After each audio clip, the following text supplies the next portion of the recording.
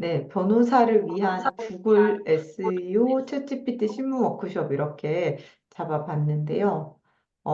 제가 워낙 이제 변호사님들하고 같이 작업을 좀 하다 보니까 변호사님들께 좀 더 필요할 것 같은, 유용할 것 같은 그런 내용들을 중심으로 해서 강의를 구성을 했고요. 전체적으로 이렇게 많은 내용이 있습니다. 우선 SEO라는 게 Search Engine Optimization 뭐 이런 거예요. 검색 엔진 최적화. 근데 이거는 거의 구글에서 쓰는 개념이에요. 그래서 구글 검색 엔진이 어떻게 작동을 하고 있는지, 그래서 우리가 구글에서 검색을 했을 때 상위에 노출이 되려면 어떻게 해야 노출이 될지 이런 부분에 대해서 이론적인 부분을 좀 쭉 말씀을 드리려고 해요. 오셨다. 안녕하세요. 안녕하세요. 안녕하세요. 네, 박은실 변호사님이신 것 같아요. 네, 성함이 맞아요. 지금, 네, 다른 성함으로 나오고 있긴 한데, 밑에. 반갑습니다. 네, 그냥 쭉 진행을 해보도록 하겠습니다.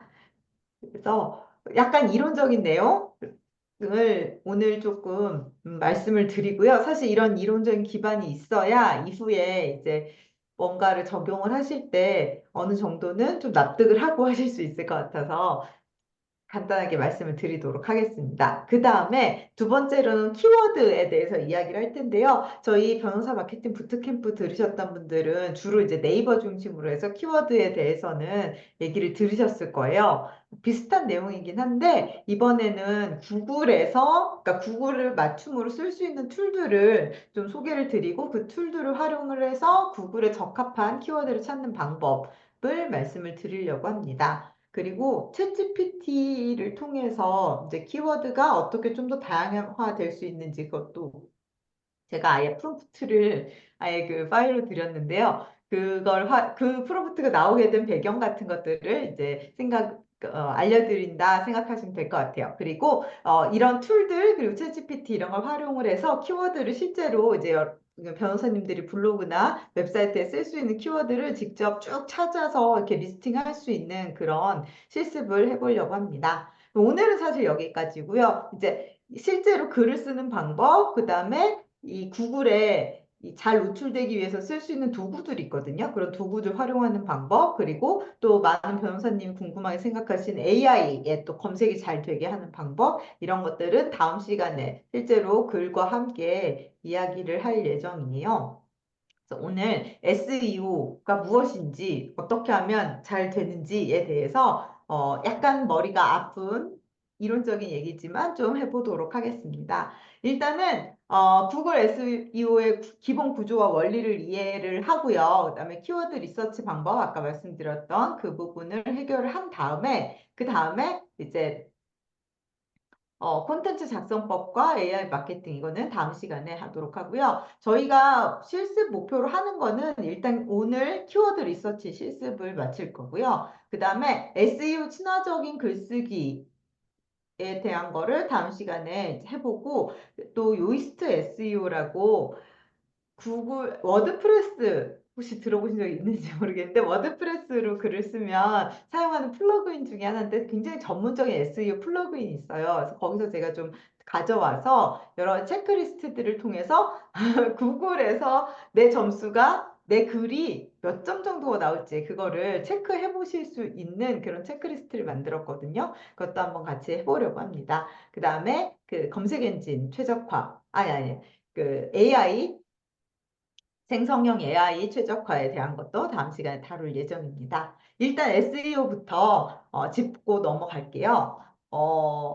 많은 변호사님이 지금 이제 구글 SEO에 대해서 관심을 가지시는 이유는 네이버의 한계, 지금 이제 네이버가 점점 잘 안 되고 있고, 혹시 괜찮으신지 모르겠는데 최근에 또 어제 네이버가 엄청 많은 블로그들을 저품질 블로그로 내렸다고 해요. 거의 대란이 일어났어요. 그래서 블로그 한 번씩 본인 블로그 하고 계시면 한 번씩 점검해 보시면 좋을 것 같은데 근데 네이버 정책이 자꾸 바뀌고 있고 그리고 네이버로 검색하는 사람들은 점점 줄고 있고, 그리고 또 네이버의 광고 같은 경우에 네트워크 펌들이 굉장히 많은 광고비를 지출을 하면서 거의 이제 피해 경쟁이 되고 있는 상황이잖아요. 그래서 또 광고로는 좀 지속하기가 어려운 상황이다. 이렇게 판단을 하시고, 구글 SEO에 관심 많이 가지고 계시는 것 같아요. 그러니까 SEO를, 그러니까 구글에다 잘 해놓으면요. 일단 사실 구글은 처음 순위가 올라가기가 그렇게 쉽진 않거든요. 시간 조금 걸려요. 근데 그 시간이 지나서 한 번 노출이 되기 시작하면 웬만하면, 바로 떨어지는 경우가 별로 없어요. 그리고 어느 정도 구글에서 계속 신뢰도가 쌓이기 때문에 이후에 어떤 작업을 하더라도 그 사이트에 대한 어떤 뭐랄까 투자가 좀 이렇게 적립되는 그런 느낌이에요. 그래서 음, 구글 SEO에 시간과 노력을 한번 투자해 보시는 게 좋다라고 생각이 들고요.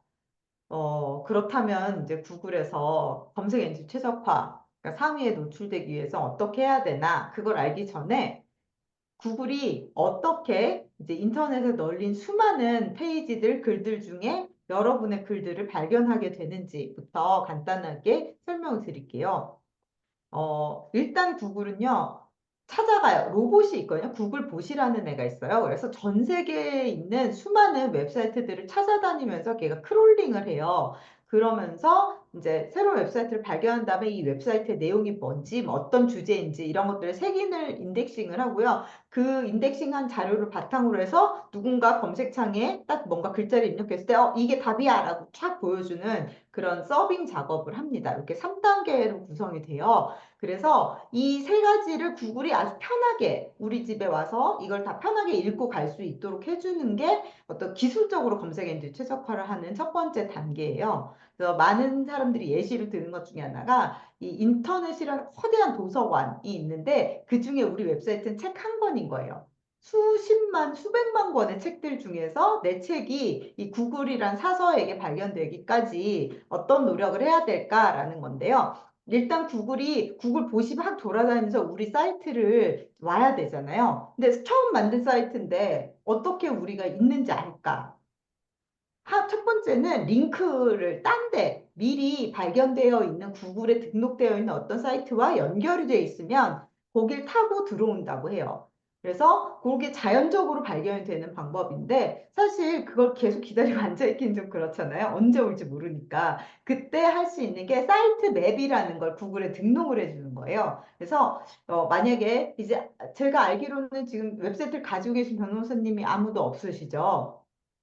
그쵸? 그러면 만약에 이제 웹사이트 만든다고 해보세요. 그러면 내가 웹사이트 다 만들고 이렇게 책을 한 권 썼어요. 그러면 이 책의 목차를 등록을 해주는 거예요. 구글에. 그 도서관 사서한테 나 이런 책 썼어라고 이렇게 딱 보여주는 그런 작업을 이제 저희가 사이트 맵을 제출한다라고 해요. 이 사이트 맵을 제출하는 거는 구글 서치 콘솔이라는 또 다른 무언가에 등록을 해야 되는데 그 사용법에 대해서는 마지막에 시간이 되면 제가 설명을 해드리려고 합니다. 어쨌든 그래서 딱 제출을 하고 나면 그냥 앉아서 길을 타고 들어오는 것보다는 훨씬 빠른 시간 안에 이제 구글에 발견이 될 수가 있어요.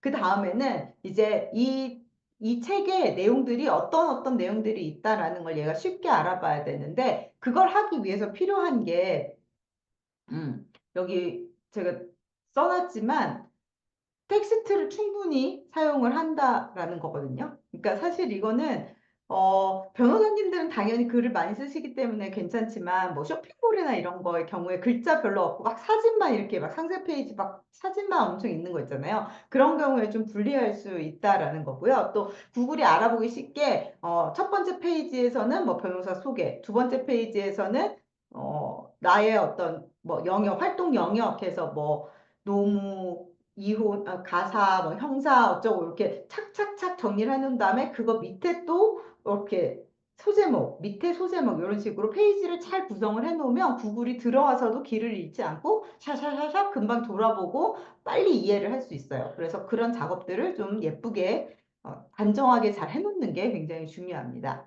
그 다음에 마지막에 이제 구글이 자기가 이제 이 책에 이런 내용이 써 있구나 대충 알아보고 나서는 누군가 무엇을 질문할 때 내 책을 추천해 줘야겠죠. 그렇게 추천을 해주려면 이런 어떤, 이 책이 제일 좋아. 아니면, 이 책은 한 10번째 안에는 넣어줄게. 이렇게 판단을 하는 근거들이 있어요. 그게 보통, 여기 써 놓은 네 가지죠. 일단은 검색하는 사람이 검색을 한 내용이 들어 있어야겠죠. 그 책 안에. 그 다음에, 근데 이게 읽을 만한 가치가 있는, 뭔가 볼 만한 가치가 있는 콘텐츠다라는 품질. 그 다음에, 이게 딱 읽을 만하긴 한데 글자 너무 조그맣고 막 문단도 제대로 안 나눠져 있어. 그러면 또 추천을 안 해줘요. 그래서 사용자 편의성, 그 다음에 맥락. 이 사람이 만약에 이혼이다 주제가. 그럼 이혼을 하고 싶어서 한 건지, 아니면 이혼을 당할까 봐 검색을 하는 건지, 아니면 이혼을 한다고 결정을 했는데 내가 재산 분배 문제가 너무 걱정돼서 한 건지, 애들 때문에 걱정이 돼서 하는 건지, 이런 맥락이 있겠죠. 그 맥락들을 이제 판단을 해서 저희 페이지를 이제 보여주는 거예요. 근데 사실 뭐 여러 가지 기술적인 내용들이 이 안에 포함되어 있지만 구글에서 주장하는 가장 중요한 것은 이 콘텐츠가 사용자의, 그러니까 검색하는 사람에게 도움이 되는 건지, 그게 제일 중요하다라는 거를 계속 강조를 합니다.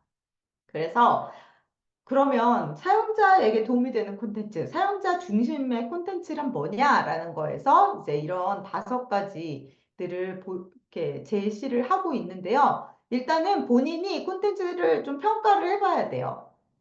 내 콘텐츠가 과연 사람들의 기대에 부합하는가, 혹은 너무나 질이 떨어지거나 좀 재미없는 건 아닌가라는 거를 이제 한번 평가를 해보라고 해요. 그래서 제가 워크북에 그 페이지 하나에 콘텐츠 평가하는 항목들, 구글이 제시한 항목이거든요. 그거를 넣어놨어요. 그래서 혹시 한번 쭉 훑어보시면 사실 변호사님들의 콘텐츠는 수준 낮은 콘텐츠가 별로 없기 때문에 이거에 크게 뭐 구글이 막, 이거 진짜 아니야라고 볼 만한 건 없지만 그래도 한번 쭉 훑어보시면서 내가 평소에 쓰고 있는 블로그의 내용들이 이거에 잘 부합하는지 이런 것들 한번 보시면 좋을 것 같아요. 특히 뭐 전문성 관련한 질문 같은 경우에는 변호사님들 본인이 그러니까 전문가들이기 때문에 사실은 크게 문제는 없는데 뭐 콘텐츠 품질 관련해서는 또 혹시 한번 점검할 게 있는지 한번 봐주시면 좋을 것 같고요. 그 다음에 이거 외에는 뭐 우수한 페이지 경험 이거는 페이지 자체가 버벅거리거나 가독성이 떨어지지 않는지 이런 부분이에요. 그 다음에 사용자 중심 콘텐츠에 집중해라 이건 뭐냐면 사실 옛날에 요즘은 안 그렇지만 옛날에는 네이버나 이런 데에서 막 키워드 하나를 계속 반복해서 쓰면서 막 문장은 이상한데 글자만 그걸 관련된 것들이 막 들어가 있는 이상한 블로그들이 많이 있었어요. 그런 걸 하지 말라라는 얘기고요. 그 다음에 EEAT라는 구글이 이거는 아주 공식적으로 이야기하고 있는 품질평가 기준이 있거든요. 이거에 대해서 뒤에서 좀 더 말씀을 드리도록 하겠습니다. 일단 자체 평가는 아까 말씀드렸고 체크리스트로 한번 평가를 해보시고요. 우수한 페이지 경험에 대한 거는 사실 이건 약간 기술적인 문제예요. 빠른 로딩 속도, 모바일 친화적 구조 이런 게 중요합니다. 왜냐하면 홈페이지나 뭐 블로그를 만들었는데 들어갔는데 뭐 버벅거리면서 잘 안 돼요. 혹은 이게 그림이 너무 늦게 떠서 막 계속 막 로딩만 돌고 있어요. 그러면 사람들이 화가 나서 그냥 나가버리겠죠. 그래서 그런 거는 사용하는 사람도 좀 시간 낭비이고 화가 나고 그렇기도 하고 그렇기 때문에 구글에서도 이건 좋은 페이지가 아니야 라고 생각을 해버리거든요. 그래서 페이지 속도에 대한 거를 좀 지켜주셔야 돼요. 근데 이거는 사실 사용자가 할 수 있는 건 아니고 홈페이지를 만든 사람들이 잘 해야 되는 부분이긴 하지만 만약에 변호사님들께서 직접 웹사이트를 만드신다던가 했을 경우에는 좀 신경을 써야 되는 거고요. 그래서 이거 관련한 여러 가지 기술적인 제안들이 있긴 한데 지금 뭐 그걸 다 다루기는 어려울 것 같아요. 그리고 광고나 팝업 같은 게 별로 없고 또 시각적으로 깔끔해야 되고 읽기가 쉬워야 되고 이 가독성이란 것도 굉장히 중요하게 생각하거든요. 그래서 막 글자만 막 빼곡하게 그 문서처럼 돼 있는 이런 사이트도 좋은 사이트라고 인식이 되지 않습니다. 그리고 또 되게 중요한 것 중에 하나는 보안에 관련한 거예요. 이거는 뭐냐면 요새는 그런 사이트가 별로 없긴 한데, 사이트들 중에 왜 HPPT 슬래시라고 되는 게 있잖아요. 근데 그게 잘 안 되고, 제가 이따가 이건 예시를 보여드릴 거예요. 아예 보여드리는 게 나을 것 같아요. 그래서, 일단 아까 그 로딩 속도에 관련해서는 제가 여기 링크를 넣어놨는데, 구글 페이지 스피드 인사이트라는 구글에서 제공하는 아주 공식적인 사이트가 있어요. 여기에 여러분이 가지고 계시는 웹사이트의 URL을 넣으면 이 사이트가 어느 정도 되는지 네, 그렇게 평가를 해주거든요. 예를 들어서 제가 하나 보여드릴게요. 저의 워드프레스 블로그가 있어요. 이 워드프레스라는 거 혹시 들어보셨나요? 들어보신 분, 워드프레스. 관심이 있으니까 노즐면은 역시 이게 이제 일반적으로 해외에서는 많이 쓰는 그 웹사이트를 만드는 툴이에요. 근데 한국에서는 네이버 블로그를 쓰거나 아니면은 요새 아이맵 뭐 이런 블로그를 만들어주는 솔루션을 많이 써요. 아니면은 카페24 이런 데서 블로그를 이제 업체들이 만들어주거나 그렇게 하잖아요. 근데 이 워드프레스라는 거는 블로그를 만드는 툴인데, 아니, 웹사이트를 만드는 툴인데, 좀 어느 정도 전 세계적인 공통의 그 문법을 가지고 간단한 웹사이트를 만들 수 있게 해줘요. 예를 들면 이게 저의 워드프레스 블로그예요. 그래서 뭐 이런 블로그, 저는 이걸 그냥 블로그용으로 만들었는데 이렇게 블로그 해가지고 요 관련된 마케팅 관련된 여러 가지 글을 게재를 하고 있거든요. 그러면 이게 좋은 점은 뭐냐면 일단 이 구글 SEO에 맞는 세팅을 굉장히 세밀하게 할 수가 있어요. 그래서 사실 워드프레스로 만든 블로그가 있고 카페24에서 만든 블로그가 있잖아요. 그러면 대부분 워드프레스 블로그가 훨씬 더 SEO에 유리해요. 왜냐하면 구글에 맞춰서 만들어져 있기 때문에. 그리고 여러 가지 그 세세한 세팅들을 제가 다 만질 수가 있기 때문에 조금 이거에 대해서 좀 뭐랄까 활용법을 아는 사람들에게는 굉장히 좋은 또 웹사이트를 만드는 방법이거든요. 그래서 요즘 구글 SEO에 대해서 얘기하시는 분들 대부분 워드프레스 블로그를 만들어라 이렇게 아마 얘기를 하실 거예요. 또 이런 사이트가 있는데 이 사이트에 그 점수를 이렇게 볼 수가 있는 거죠, 제가. 그래서 그 주소를 이렇게 복사를 해서 여기 구글 스피드 인사이트, 페이지 스피드 인사이트, 아이고, 넣으면 이거는 사실 네이버나 이런 거는 뭐 저희가 어떻게 그걸 개선을 할 수가 없기 때문에 해봤자 소용이 없지만 만약에 나중에 웹사이트를 만드시거나 하시면 가끔 여기 들어오셔서 한번 보세요. 그러면은 얘가 구글에서 들어가가지고 네 사이트가 얼마나 빨리 돌아가는지 내가 알아봐 줄게. 이러고 막 지금 진단을 하고 있거든요. 그래서 요 진단 결과가 곧 나올 거고요. 그리고 아까 말씀드렸던 그거는 HTTPS 혹시 요 조그만 글자 보이시는지 모르겠는데 www 점 앞에 보면 https 이렇게 나오는 글자가 있어요. 이게 일종의 보안이 해결된 거예요. 왜 예전에 저희는 웹사이트가 그냥 HTTP였어요. 근데 어느 순간 그 전 세계적인 SSL이라는 보안 솔루션 같은 게 생기면서 그게 적용된 웹사이트는 HTTPS로 시작을 한 웹사이트로 바뀌었어요. 그래서 이 보안 솔루션을 적용하냐 안 하냐. 그래서 적용이 안 된 사이트는 사실 구글이 좋은 사이트라고 생각 안 하고 막아버려요. 비용이 들어요. 1년에 몇십만 원, 뭐 이렇게 하여튼 비용이 들어가는데 그거를 반드시 적용을 해야 된다 이런 거고요. 이게 적용이 안 되면 혹시 보셨는지 모르겠는데 이 사이트는 보안에 취약합니다 하고 크롬이나 이런 데서 아예 막아버리는 그런 경우가 있거든요. 그래서 그런 거를 조심을 해야 된다라는 거고요. 아까 제 웹사이트에 페이지 인사이트가 나왔어요.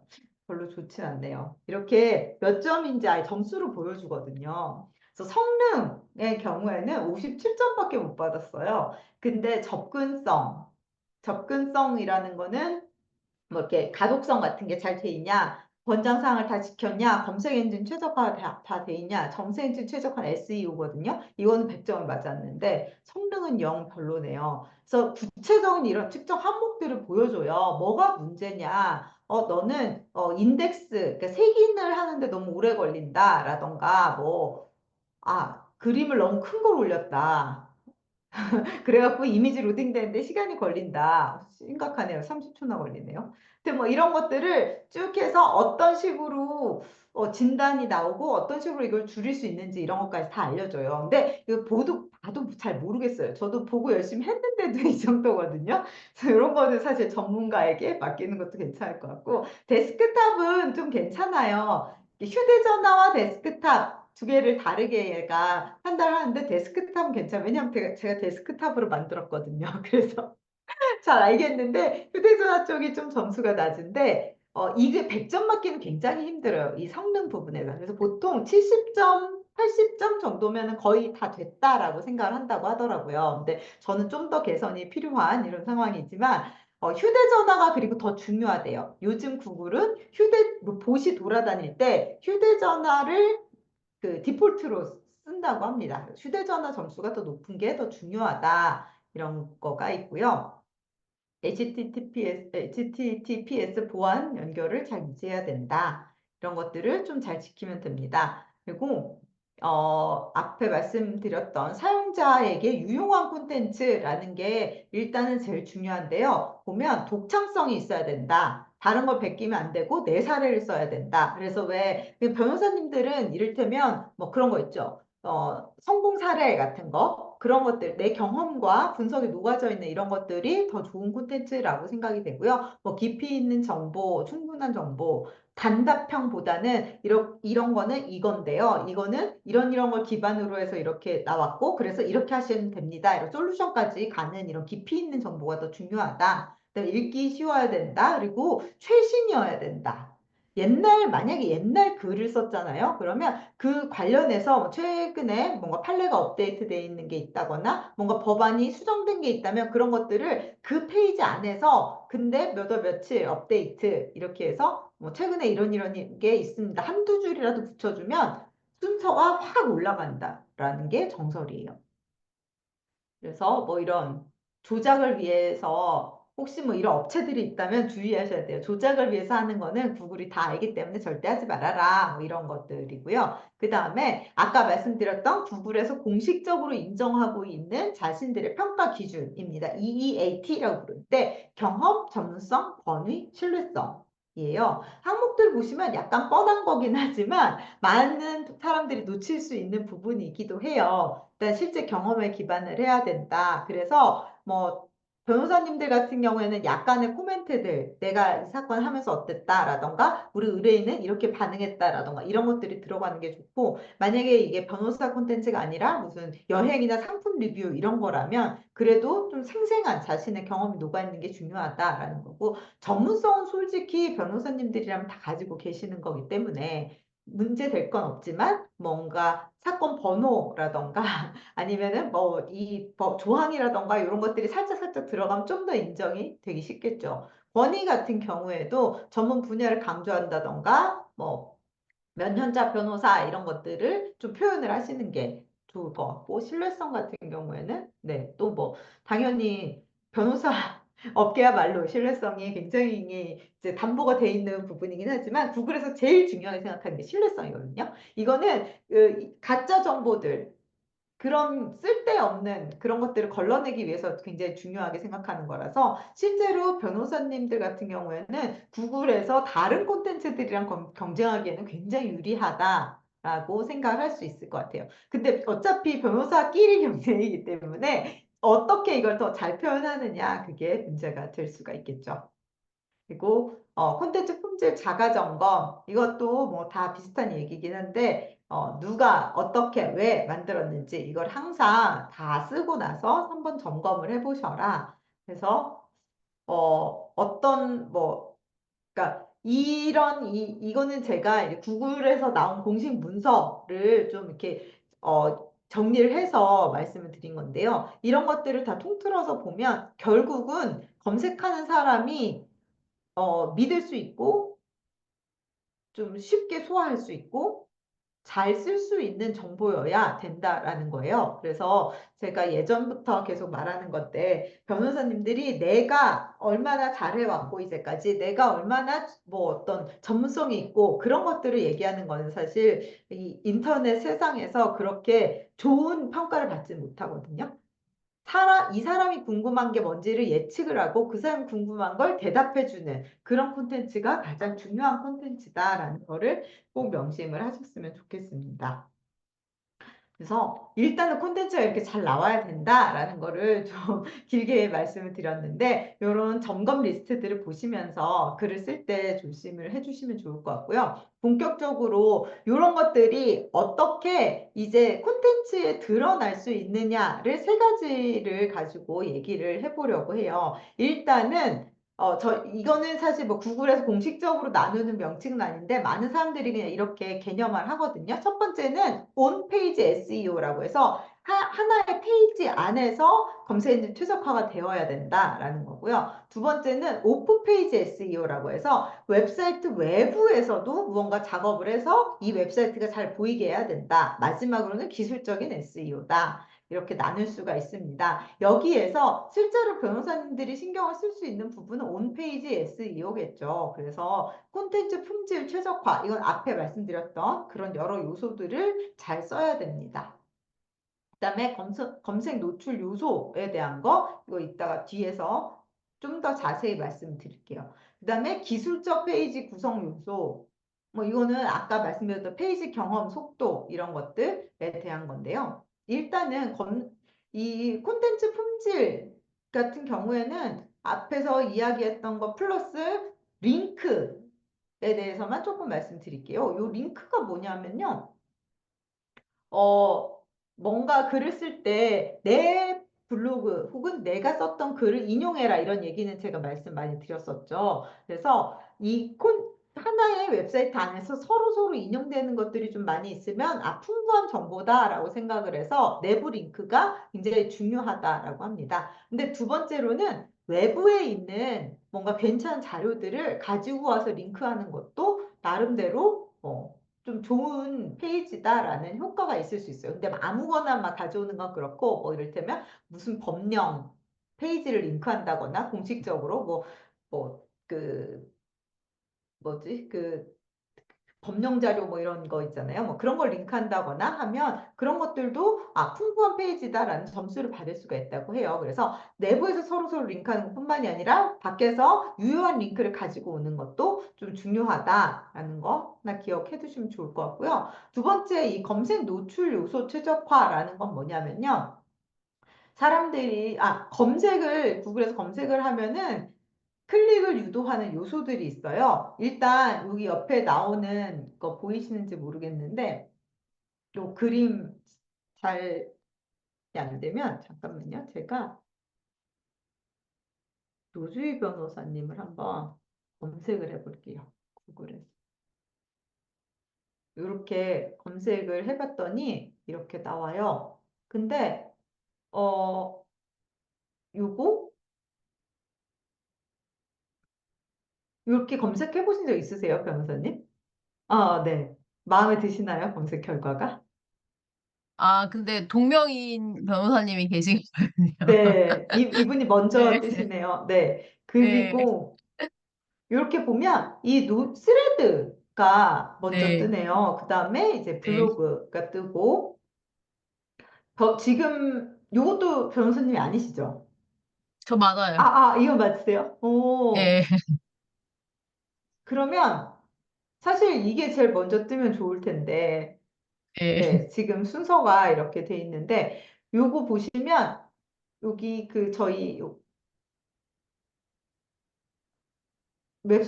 지금 웹사이트가 있으시구나, 그럼 변호사님은. 아까 없어요. 요거는 그냥 이거는 그러니까 법인의, 회사 홈페이지, 네. 예, 요거 보시면, 요게 이 웹사이트의 이름이에요.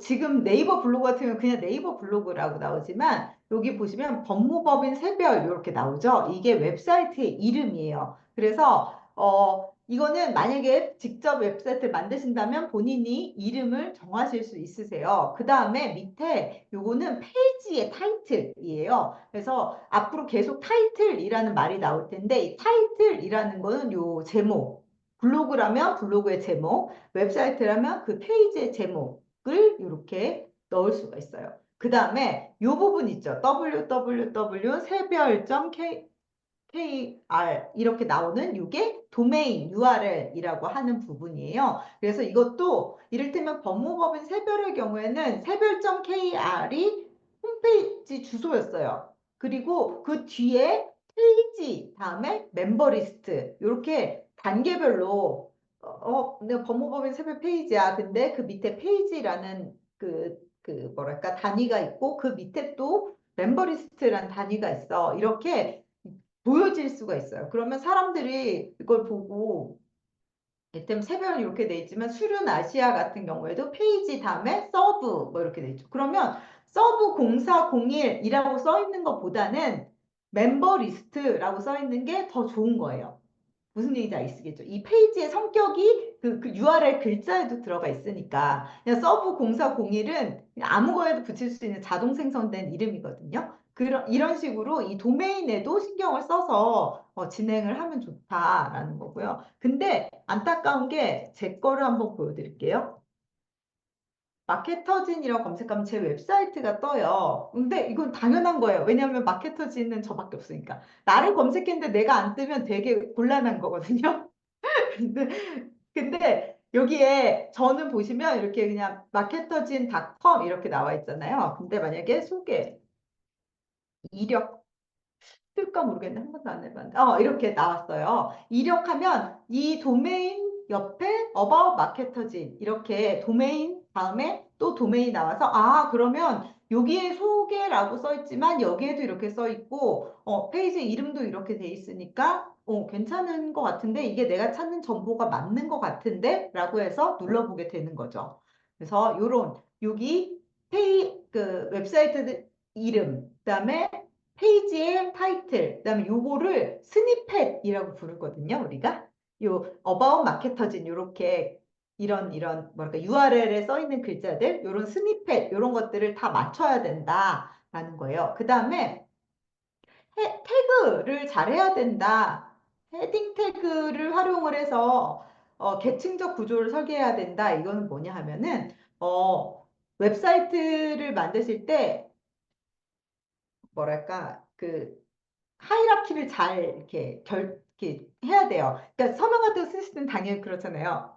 점 1, 뭐, 이를테면, 이거 뭐지? 라틴 1, 그 다음에 숫자 1, 그 다음에 가로, 그 다음에 동그라미, 뭐, 이렇게 우리가 쓰는 그런 그 뭐라고 하지? 하여튼 이렇게 단계별로 소제목을 붙이는 그런 것들이 웹사이트에서도 적용이 돼야 되거든요. 그래서 그런 거를 잘 적용을 한 웹사이트가 더 좋은 웹사이트다라고 평가를 받는 거죠. 요거는 좀 이따가 나중에 이제 글쓰기 할 때도 중요하게 이제 다루도록 하겠습니다. 그리고 또 메타 설명이라는 게 있어요. 메타 설명 아까 그 보셨는지 모르겠는데 요 밑에 여기 보면 이렇게 회색으로 이렇게 보이는 거 있죠. 그런 걸 메타 설명이라고 할 수 있는데요. 이를테면 여기에 보면 요거 있죠. 요게 메타 설명이에요. 여기는 제목이다. 그러면 요거는 메타 설명. 근데 보면 저는 다 비슷비슷하게 나왔는데, 이를테면, 이런 거, 변호사 마케팅 부트캠프 프로그램 소개라고 하면, 이렇게 짧게. 이거는 다 제가 넣은 거예요. 이거는 웬만한 웹사이트에서는 다 본인이 넣을 수 있어요. 그래서 이게 얼마나 잘 돼 있냐, 제목이 얼마나 잘 돼 있냐, 이 두 가지가 사실은 검색 결과 순위에 굉장히 중요해요. 그래서 여러분께서 앞으로 페이지를 만드시던 글을 쓰시던 하나의 키워드를 잡을 거예요. 내가 어떤 걸 썼을 때 노출이 되어야지 라고 결심을 한 하나의 키워드가 있으면 그 키워드가 제목에도 나오고 이 밑에도 나와야 돼요. 이건 사실 마케터진이라는 건 너무나 뻔한 그거여서 당연히 여기 나와야 되는데 이를테면 구글 SEO 워크숍이라는 걸 누가 듣고 싶었어요. 아이고, 왜 이렇게 안 돼. 워크숍이란 걸 듣고 싶었어요. 그 구글 SEO 워크숍을 검색을 해봤더니, 이건 제가 지금 해외에 있다 보니까 해외 사이트들이 먼저 뜨긴 하는데, 이렇게 나왔어요. 이것도 제 사이트죠. 이거는 여기 제목에 제가 구글 SEO 워크숍이라는 단어를 내 키워드로 써야지 생각을 하고 페이지 제목에 이렇게 넣은 거예요. 그리고 밑에도 구글 SEO, 여기도 워크숍이라는 말은 아니지만 자꾸 구글 SEO라는 글자가 막 나오잖아요. 그래서 이렇게 어, 제목과 밑에가 나와서 솔직히 이거는 제 웹사이트가 아이맵이라는 한국 솔루션으로 만들었는데 아이맵은 이게 잘 안 돼요. 메타 디스크립션을 제가 설정하는 게. 그래서 제가 원하는 게 아니라 다른 말이 여기 떴어요. 그래도 어쨌든 상위에 노출됐으니까 그래 오케이 라고 하고 넘어갔는데 네. 이런 식으로 메타 디스크립션 그리고 제목 이런 것들을 잘 설정을 해야 돼요. 이것도 그 해당 페이지 하나하나 모두 페이지마다 설정을 해야 되는 중요한 요소 중에 하나입니다. 그 다음에 만약에 이미지를 쓰시잖아요. 그러면 이것도 네이버 블로그 할 때도 많이 들어보셨겠지만 페이지 안에 이미지가 많은 게 좋아요.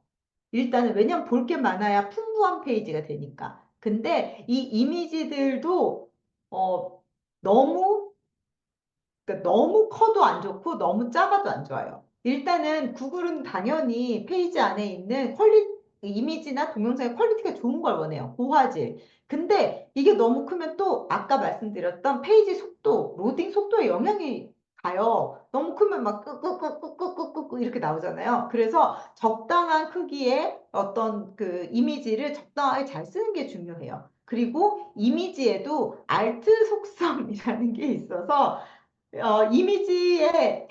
만약 이미지가 잘 안 뜨면 이미지 X 이렇게 표시가 되거나 그러지 않고 글자가 대신 뜨는 경우가 있거든요. 그런 것들을 다 설정을 해요. 그래서 그런 설정 같은 걸 빠짐없이 다 해주면은 훨씬 좋은 페이지다라는 점수를 받을 수 있다. 그리고 동영상 같은 경우에도 제목과 설명을 넣을 수 있는 란들이 분명히 있어요. 네이버에도 있잖아요. 왜? 네이버에 영상 올릴 때 제목 쓰고 설명 쓰게 하잖아요. 그런 것들도 빠짐없이 다 잘 기입을 해야 검색 노출 요소가 최적화된다라는 뜻입니다. 그 다음에 오픈 페이지 SEO 이거 같은 경우에는 뭐냐면 외부 링크 외부에서 내 웹사이트, 내 홈페이지를 링크를 해줄 경우에 점수가 붙어요.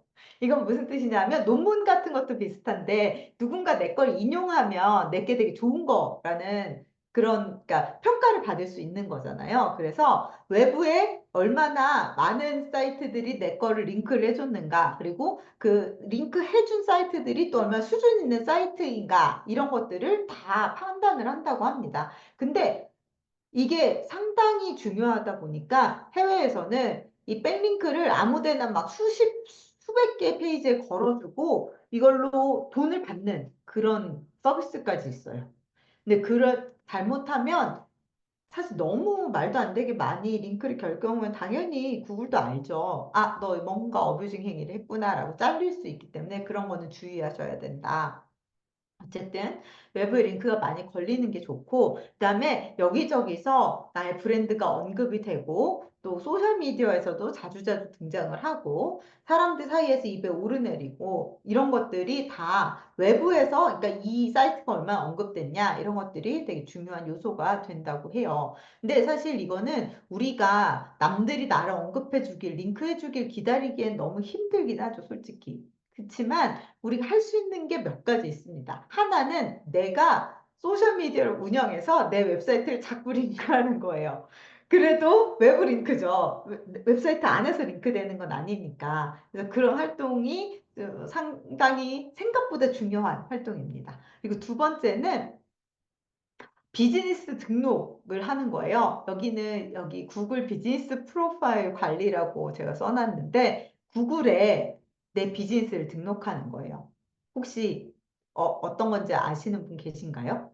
이게 왜냐하면 구글에도 구글 맵이 있잖아요. 한국에서는 많이 쓰지 않지만 외국에서는 구글 맵이 기본이고 그 구글 맵에 등록되어 있는 회사가 진짜 존재하는 회사다. 약간 이런 인식이 있어요. 그게 뭐 회사든 뭐 가게, 옷집이든 밥집이든 간에 그렇게 네이버 맵이나 카카오 맵에 등록하듯이 구글 맵에 등록을 하는데요. 이게 맵 등록만이 아니라 전체적인 비즈니스 프로필로 적용이 돼서 이 비즈니스의 웹사이트, 연락처, 운영 시간, 뭐, 그리고 거기에 대한 리뷰 이런 것들이 다 그걸로 정립이 되거든요. 그래서 이런 거를 등록을 해놓으면 이거는 틀림없이 존재하는 회사다. 이런 그 신빙성이 구글 안에서 굉장히 높아지는 거예요. 예를 들면 저는 사실 지금 한국에 제 주소가 없기 때문에 뭐 구글 맵에 등록을 못 해놨는데 저 다른 해놨긴 했어요. 노조희 변호사님 해놓으셨어요? 너무 잘하셨네요. 근데 여기 그럼 뭐라고 등록이 돼 있을까요? 법무법인 세별은 아니죠.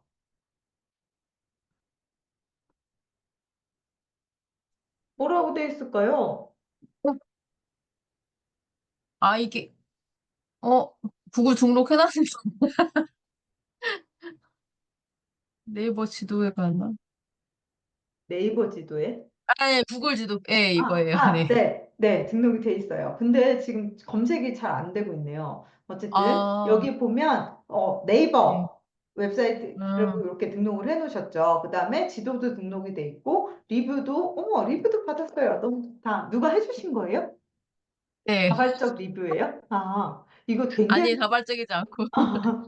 구글에서 굉장히 중요해요. 이렇게 음. 리뷰도 달리고 여기 정보에 뭐 이것저것 많이 채워 넣으시고 그러면은 이게 중요한데 요거를 사진도 많으면 많을수록 좋아요. 사무실 사진 찍어서 막 올리세요. 아니면 뭐 전문 아, 등록증이라던가 이런 거 있잖아요. 그런 것도 많이 올릴수록 좋아요. 그러면 사실 이걸로 이 뭐 네이버 플레이스나 이런 것처럼 이렇게 워크인 고객을 이걸로 얻기는 좀 어렵긴 하죠. 구글 맵을 쓰시는 분들이 많이 없으니까. 근데 이게 활성화되면 활성화될수록 구글에서는 만약 이거랑 웹사이트가 연결돼 있잖아요. 그럼 이 웹사이트가 괜찮은 웹사이트구나라고 점수를 굉장히 많이 받을 수 있게 돼요. 그래서 반드시 하셨으면 좋겠습니다.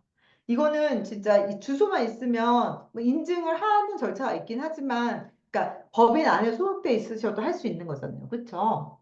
네. 네, 네. 그래서 이것도 꼭 추천을 드려요. 그래서 변호사님들이 각자 그 지메일 하나씩은 가지고 계시죠. 그거를 이제 막 개인이랑 막 섞어서 쓰시는 경우도 있을 것 같긴 한데, 그냥 내 이 비즈니스용으로 하나를 만드세요. 그 다음에 그걸로 기본적으로는 구글 비즈니스 프로필 이거를 등록하는 것부터 시작이다. 이렇게 생각을 하시고 진행을 하시면 좋을 것 같습니다.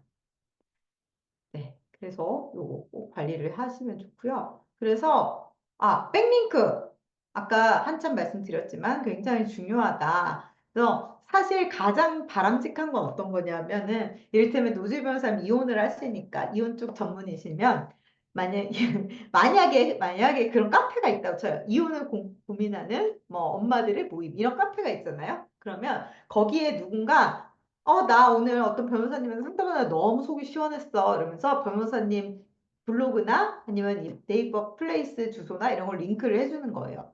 그런 게 제일 좋아요. 어떤 포럼이나 커뮤니티 안에서 언급이 되는 거. 근데 그게 아니면 그냥 내가 내 스레드를 쓴 다음에 거기다가 내 웹사이트를 링크하는 거 이런 거라도 하면 좋다라는 거고요. 언론 기고나 이런 것들이 되면 그래서 그 언론사 사이트에 만약에 내 웹사이트 주소가 올라간다. 그러면은 굉장히 좋은 평가를 받을 수가 있겠죠.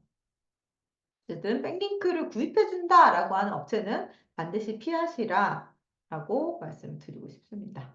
그 다음에 테크니컬 SEO 지금 저희 세 개 온 사이트는 아까 뭐 메타 디스크립션이라던가 뭐 이런 거 얘기했었고 두 번째로 백링크 같은 오프 사이드를 얘기했다면 마지막이 테크니컬인데요. 이 부분 사실 좀 어려워요. 그래서 어렵다기보다 그냥 이 문과라서 잘 모르겠어요. 저도. 근데 아까 저희가 신경 쓸 수 있는 거는 요거 빠른 로딩 그래서 페이지 스피드 인사이트 그거 확인해 보시라라는 거고요. 구글이 모든 사이트에 페이지에 모든 사이트에 접근할 수 있게 해라. 이건 사실은 굳이 막지 않는다면 거의 다 이루어지긴 해요. 근데 이게 안 되는 게 저희가 진짜 많이 쓰는 것 중에 하나가 있어요. 네이버가 이걸 막아요. 네이버에 데스크탑 페이지는 구글이 못 들어오는 코드를 넣어놨어요. 노인덱스라는 코드를. 그래서 구글에서 검색되기가 사실은 쉽지 않아요. 근데, 또 되게 웃긴 게 뭐냐면, 그건 되더라고요. 그 뭐지? 모바일 페이지는 또 돼요. 그래서 이렇게 보면은, 여기 노주희 변호사 쳤을 때 나오는 것 중에 네이버가 딱 나오잖아요. 어떻게 나왔지? m.블로그 네이버.com 이렇게 된 거죠. 그러니까 m점이 붙은 거에는 그 노 인덱스 태그를 안 넣어놨는데 m이 아니라 그냥 그 블로그에는 안 나오더라고요. 이런 문제가 있다. 어쨌든 뭐 요새 모바일로들 검색 많이 하시니까 요건 되긴 하지만 네이버만 하면 구글에 상당히 좀 불리하긴 하다라는 거가 확실한 것 같아요. 그다음에 그래서 뭐 테크니컬 SEO에 여러 가지 요소가 있어요. 근데 느리지 않게 그거 체크하는 거 아까 드렸던 거 그거 하고 그다음에 HTTPS 보안 설정 이거 SSL 인증서 반드시 필요하다. 그래서 제가 박나루 변호사님을 한번 검색을 해봤는데 검색해 보신 적 있으세요, 변호사님?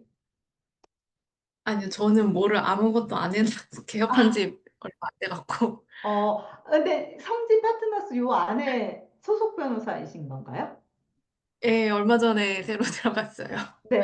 근데 이게 놀라운 게 보이세요? 아, 뭔가 문제가 있어요. 이게 어, HTTPS가 잘못된 건지 아니면 서버에서 아예 접근을 막았는데 이게 너무 심각해요. 여기 성지 파트너스 있죠? 그리고 왜 이런 제목을, SG가 성지구나. 성지 파트너스 프로퍼티 co.kr 이렇게 이름을 정했나 봐요. 성지에서도 아마 그 부동산 전문 사이트인 것 같아요. 눌러볼게요. 또 안 돼요. 어, 이게 제가 해외에 있어서 그런 걸 수도 있어요. 왜냐하면 한국의 카페24나 이런 서버들은 해외 접근을 막거든요. 왜냐면 중국에서 네, 막 공격 들어오고 이럴까 봐. 근데 네. 해외에서도 고객이 있을 수 있잖아요. 그러니까 만약에 내 사이트를 만든다면 이런 것들을 다 확인을 한번 음, 해보셔야 돼요. 그래서 저는 강나루 변호사님을 웹에서 전혀 볼 수 없었어요. 다 성지에서 만든 모든 사이트가 다 이렇게 막혀 있어요. 그래서 아, 이게 보안이라는 게 이래서 중요해요. 이렇게 누군가 눌렀는데 계속 이렇게 못 들어가게 되잖아요. 그럼 구글의 점수가 훅 음. 떨어지게 되거든요. 이런 것도 지금 들어보니까 한국에서는 되긴 되는데 시간이 되게 오래 아, 그렇죠. 그러면 페이지 시간이. 스피드에 문제가 있어서 역시나 또 네. 검색이 잘 안 될 거거든요. 아, 그래서 이런 것들도 좀 긴장을 해서 나중에 네. 페이지를 만드실 때 네. 하고 만들어 네. 놨다고 다가 아니긴 해요. 그러니까 그 웹사이트를 만드시는 분들 중에는 왜 개발자 이런 분들이 많으시잖아요. 그러면 또 마케팅이랑은 관점이 되게 다르거든요. 그래서 페이지가 잘 굴러가고 기능이 좋은 거에 되게 집중을 하실 수밖에 없어요. 그분들은. 근데 저희 입장에서는 페이지가 뭐 간단해도 돼. 근데 어쨌든 누군가 나를 찾았을 때 금방 들어갈 수 있어야지. 그거잖아요. 노출이 잘 되고 잘 보이기만 하면 되는 거가 마케터 입장이거든요. 그렇다 보니까 사실 사용자 입장에서 생각하는 게 마케터 입장이다 보니까 꼭 그런 부분들까지 이 개발자가 신경 못 쓰면 신경을 써 주시는 게 좋을 것 같습니다.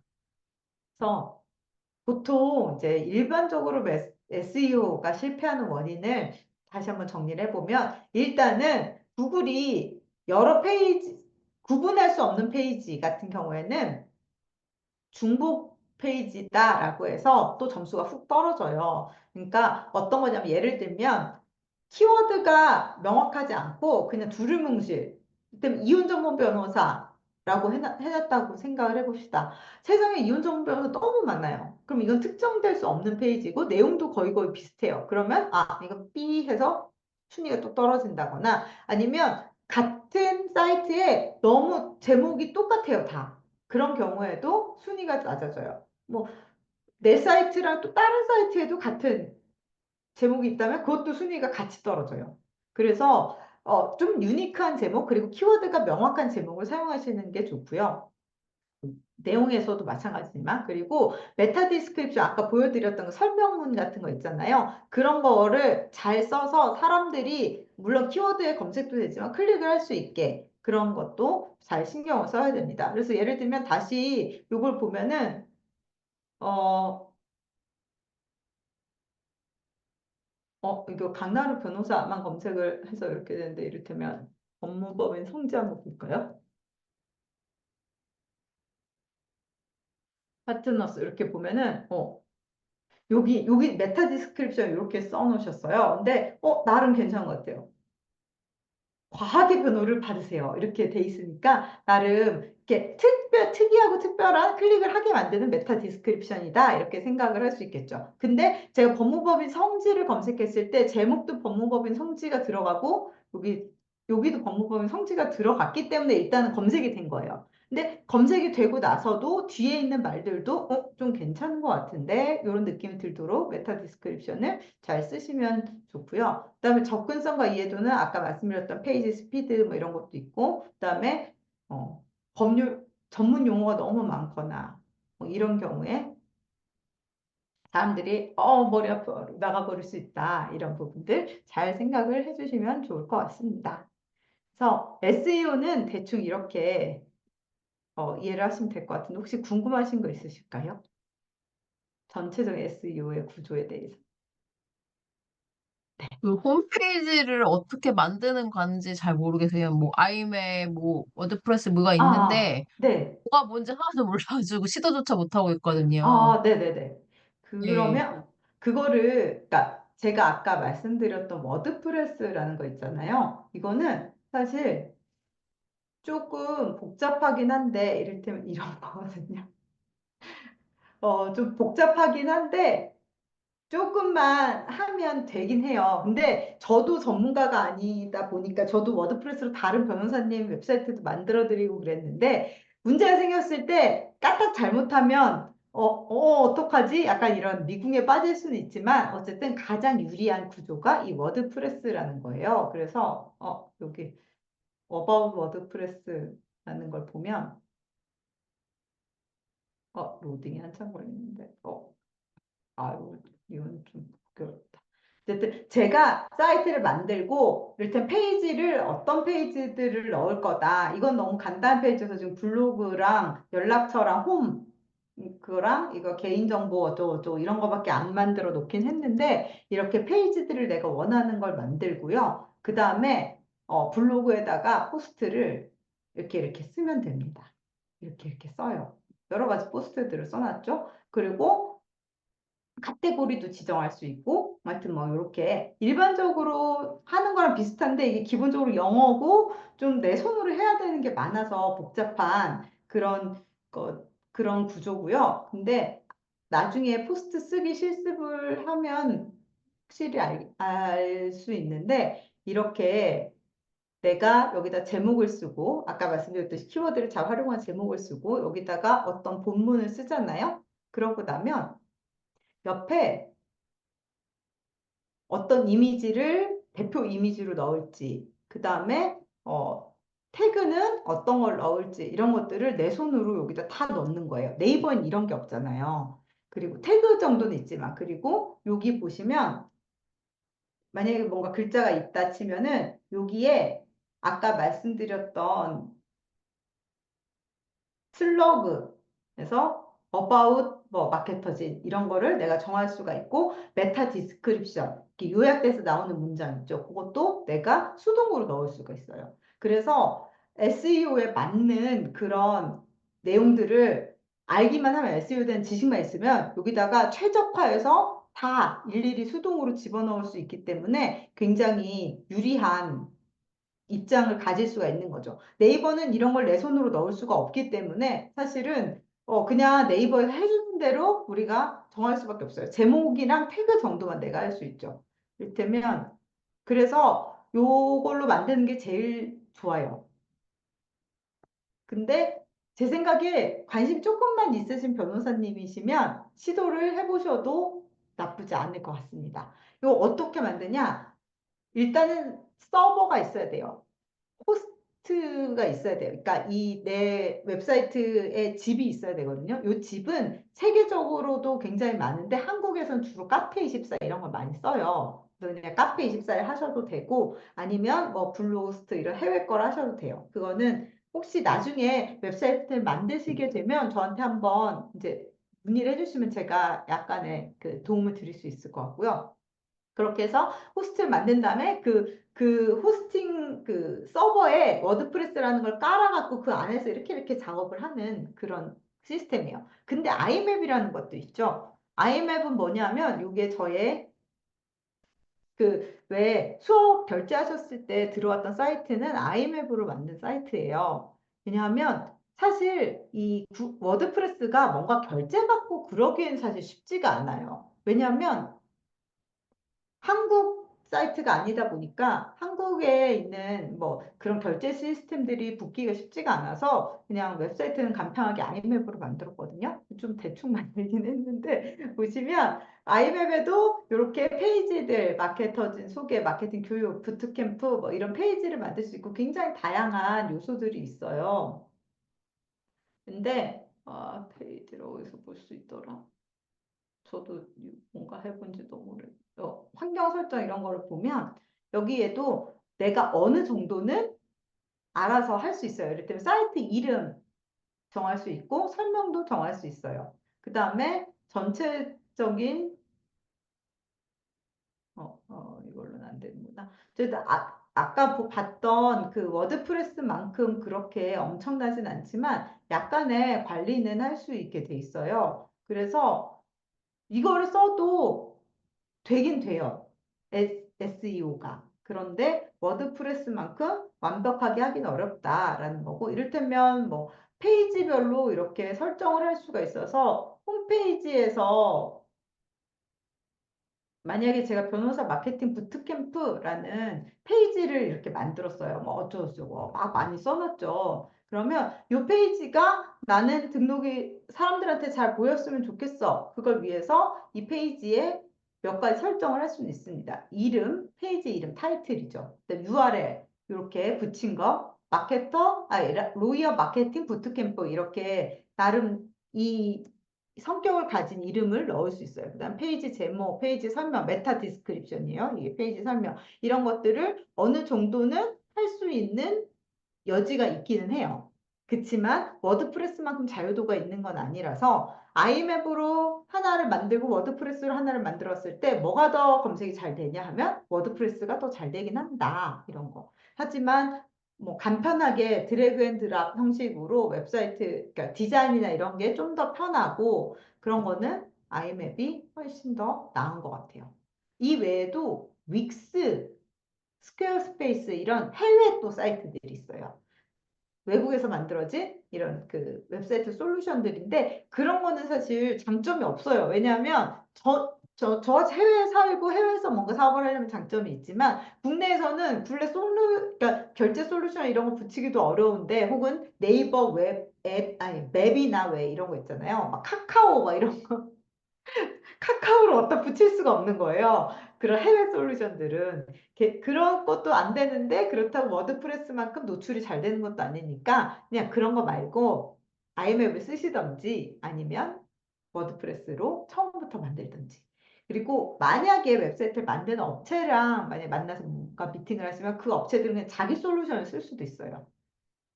그런 경우에는 그 솔루션이 SEO에 다 잘 적합하게 되는지 그런 것들을 확인을 하시고 그렇게 쓰는 것도 괜찮아요.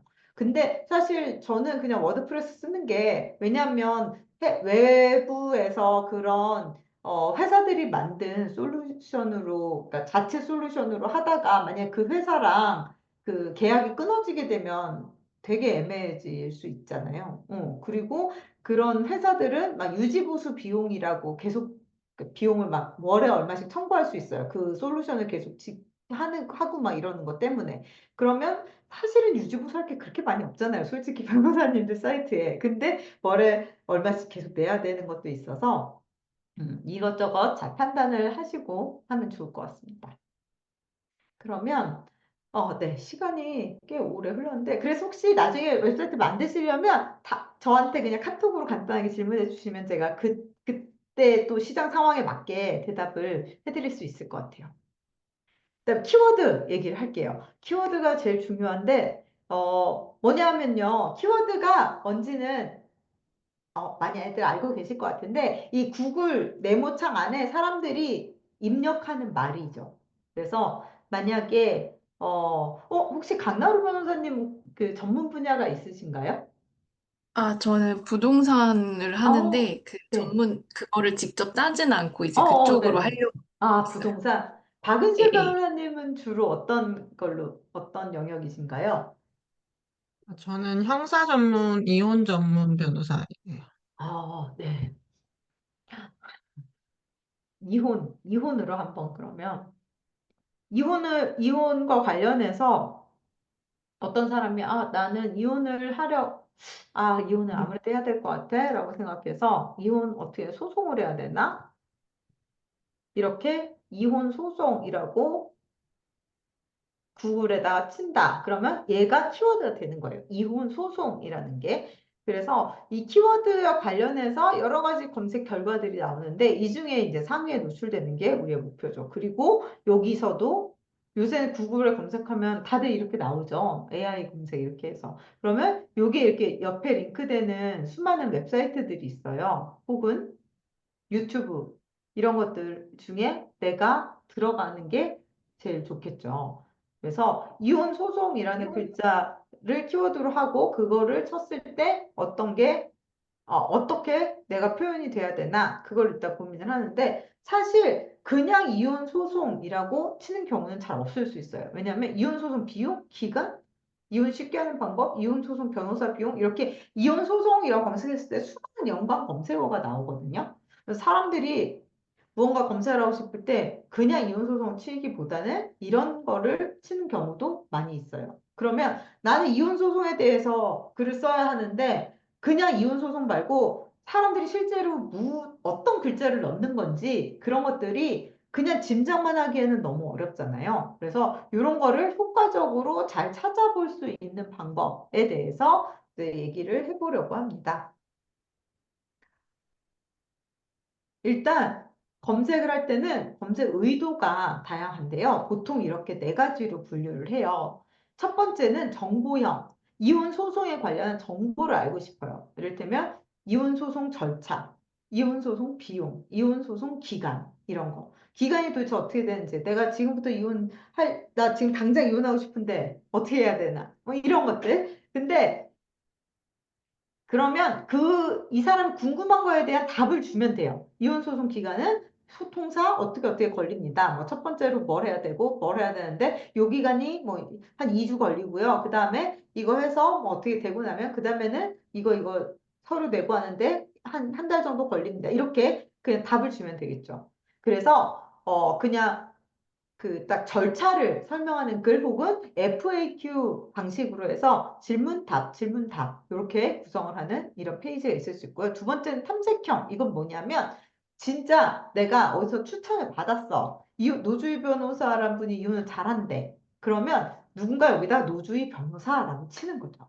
이거는 진짜 알고 인식하고 나서 한 번 더 체크를 해보거나 그 사람을 그 사람 사무실 가는 길이나 전화번호를 알기 위해서 이런 식으로 진짜 내비게이션을 하기 위해서 찾는 거예요. 이런 경우에 노주희 변호사를 찾았는데 근데 내가 잘 안 나오면 그때는 좀 낭패예요. 거의 다 왔는데 그 시점에서 잃어버릴 수 있어요, 그 사람을. 그래서 노주희 변호사라고 내 이름을 쳤을 때 나의 연락처 혹은 상담 방법 이런 게 잘 나오게끔 그런 세팅들을 잘 해야 돼요. 그러면 이 사람은 나한테 닿는 게 목표구나. 그러면 내 연락처를 쉽게 볼 수 있게 해줘야지. 이런 식으로 페이지를 구성해야겠죠. 그 다음에 상업조사형. 이건 뭐냐면은, 내가 만약에 이혼 전문 변호사가 필요해. 그러니까 이미 변호사 필요해. 변호사를 만날 거야. 그 상황에서 어떤 변호사가 더 좋은지 이렇게 검색을 하는 이런 상황이에요. 사실 상품으로 따지면 좀 되게 쉽죠. 이를테면 나는 헤어 컨디셔너가 필요해. 그러면 헤어 컨디셔너 여러 개를 가지고 이제 뭐 리뷰를 본다거나 뭐 사람들이 별점을 어떻게 매겼나를 보고 찾을 텐데 변호사 같은 경우에도 뭐 이혼 전문 변호사 여러 명이 뜰 거 아니에요. 그러면 그 중에 한 명을 선택하기 위해서 그 검색을 하는 경우가 있겠죠. 이럴 경우에는 다른 사람들도 마찬가지로 이분이 리뷰 같은 걸 어떻게 받았는지, 다른 사람이 이분을 과연 추천을 하고 있는 건지, 혹은 뭐 이분이 정말 좀 실력이 있어가지고 책을 냈거나, 방송에 나왔거나, 뭐 등등등 이런 게 있는지, 그런 레퍼런스 같은 걸 주로 검색을 할 거예요. 그러면 거기에 맞는 또 페이지를 만들어줘야 되는 거죠. 마지막으로 상담형 같은 경우에는 지금 당장 나는 이혼 소송 위자료에 대해 이혼 위자료에 대해서 당장 답을 알고 싶어. 그래서 누군가 상담을 하고 싶어. 이럴 때는 이 진짜 상담할 사람을 찾기 위해서 검색을 하는 거예요. 그럴 경우에도 이 사람이 당장 나한테 여러 변호사들 중에서 나한테 쉽게 접근할 수 있도록 하는 그런 또 페이지라든가 글이 필요해요. 그래서 조금씩 뉘앙스도 다르고 초점도 다르게 이 사람의 검색 의도에 맞게 글을 써줘야 된다라는 거고요. 요거를 일단 잘 기억하고 계세요. 정보형, 탐색형, 뭐 어쨌든 그냥 의미만 생각하시면 돼요. 이 사람이 진짜 정보를 원하는지 아니면 나한테 오려고 나를 검색하고 있는 건지 아니면 비교, 다른 사람들의 어떤 뭐 리뷰나 이런 것들을 통해서 뭔가 비교를 하고 싶은 건지 아니면 지금 상담이 필요한 건지 지금 당장 무엇을 사려고 하는 건지 그런 것들을 중심으로 해서 앞으로 모든 키워드에 이 사람의 검색 의도를 넣어서 뭔가 글을 쓰는 이런 과정을 어, 하면 좋은데요. 이를테면 다시 여기 이혼으로 한번 와볼게요. 이혼 소송에서 이혼 소송 비용을 만약에 검색한 사람이 있다. 그럼 이거는 어떤 의도로 검색을 하는 걸까요? 이혼 소송 비용은 정보가 궁금하겠죠. 도대체 얼마나 들까? 기간 같은 것도 마찬가지예요. 이혼 쉽게 하는 방법, 이혼소송 변호사 비용, 이혼 소장 양식 이런 것들은 대부분 사실은 변호사님들과 관련된 그 검색어들 대부분은 뭔가 정보를 찾기 위해서 하는 경우가 많아요. 근데 이를테면 이혼소송 변호사 만약에 이렇게 검색하는 분이 있다라고 하면 이거는 실제로 내가 지금 뭔가 합의혼이나 혼자 내가 이렇게 드라마에 나오는 것처럼 이렇게 종이에다 써가지고 남편한테 사인하라 그러고 이렇게 해서 내면 되는 게 아니라 변호사가 필요한 상황이구나라고 생각을 하잖아요. 그러면 이혼소송 변호사 중에 어떤 사람을 내가 뭐 추천을 받아야 할지, 어떤 사람하고 상담해야 될지 이런 것들을 상업조사형으로 검색하고 있는 거일 수도 있죠. 근데 막상 뭐 이혼 상담 만약에 이런 검색어를 치는 사람이에요. 그러면은 이혼 상담을 하고 싶어서 상담을 치는 거겠죠.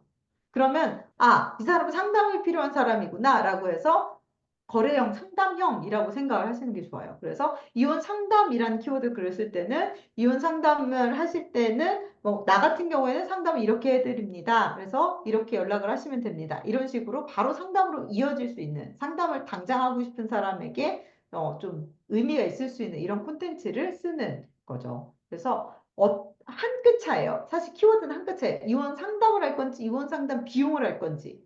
근데 이혼 상담이라고 하면 이것은 상담형이다라고 생각하고 글을 쓰시고 이혼 상담 비용이라고 하면 이거는 뭐 정보형이 될 수도 있고 비용은 얼마입니다라고 그냥 정보만 알려줄 수도 있고 어쨌든 상담을 하려니까 비용은 궁금한 거 아니에요. 그러면은 상담형이야. 그리고 상담형으로 쓰셔도 되고 그런 식으로 개별 키워드마다 다 선택을 해서 검색 의도를 정하시면 돼요. 이거는 예측을 하신 다음에 그냥 결정을 하시는 거예요, 변호사님들이. 그러면 뭐 그거는 결정을 할 수가 있는데 수많은 키워드들 중에 내가 어떤 키워드를 쓸지는 어떻게 정하냐 그걸 위해서 필요한 것들이 키워드 리서치 툴이에요. 그래서 제가 지금 여기 굉장히 여러 가지 키워드 리서치 툴을 보여드렸는데 사실 쉽지는 않거든요. 왜냐하면 네이버 같은 경우에는 되게 쉬워요. 한국에서 네이버를 워낙 많이 쓰고 네이버 관련 업체들이 많기 때문에 네이버 자료들은 굉장히 많아요. 근데 구글은 아직 한국에서 그리 활성화되어 있는 게 아니라서 아주 공식적인 구글 도구들 외에 이렇게 유료, 해외에서 정말 각광받고 있는 유료 도구들이 이렇게 많이 쓰여지지는 않고 있더라고요. 근데 어쨌든 요거를 하나하나 한번 보여드릴게요. 일단 처음으로는 구글에서 나온 키워드 플래너라는 게 있어요. 이거는 구글 애즈, 여기 보시면 구글 애즈 사이트에서 하실 수가 있는데요. 구글 애즈 사이트에는 가입을 하셔야 돼요. 근데 구글 애즈 사이트에 가입하는 것 자체는 무료예요. 이를테면 이건 뭐냐면 네이버 광고 계정 혹시 그런 거 써보신 적 있으신가요? 그런 거랑 똑같은 거거든요. 그래서 구글에서 광고를 돌릴 때 필요한 계정이에요. 근데 이거를 광고를 안 돌려도 무료로 쓸 수가 있기 때문에 여기는 반드시 가입을 하시라라고 말씀드리고 싶어요. 아까 비즈니스 프로필 보셨죠? 구글 비즈니스 프로필을 만들면 거기에 구글 애저도 연동이 되거든요. 그래서 지금 당장 구글 메일을 하나 만드시고 거기 그걸로 비즈니스 프로필도 가입하고 구글 애드도 가입하시면 돼요. 그러면 구글 애드에 들어가면 이렇게 요 화면에서 도구라는 페이지에 키워드 플래너라는 게 있어요. 그래서 제가 지금 상간자 소송이라는 키워드로 이 키워드 플래너를 돌려봤거든요. 그래서 한번 보시면 잘 보이시나요? 글자가 잘 안 보이시죠? 그러면 다시 한번 이렇게 여기 제가 링크 이 PPT에도 링크 걸려 있으니까 한번 들어가 보시면 이런 페이지가 나와요. 그러면 지금 선택하기 눌러서 시작하기 눌러서 구글 들어 들어가면 막 엄청 복잡해요. 아, 이게 뭐야? 광고 돌리는 페이지거든요. 복잡한 거 무시하고 도구 들어가셔서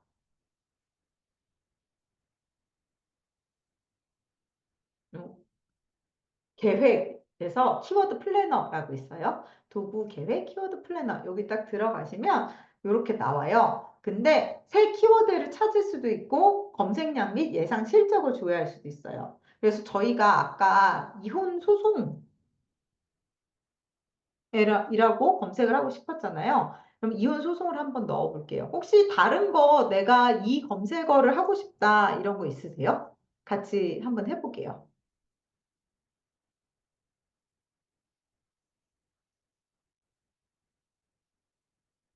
그러니까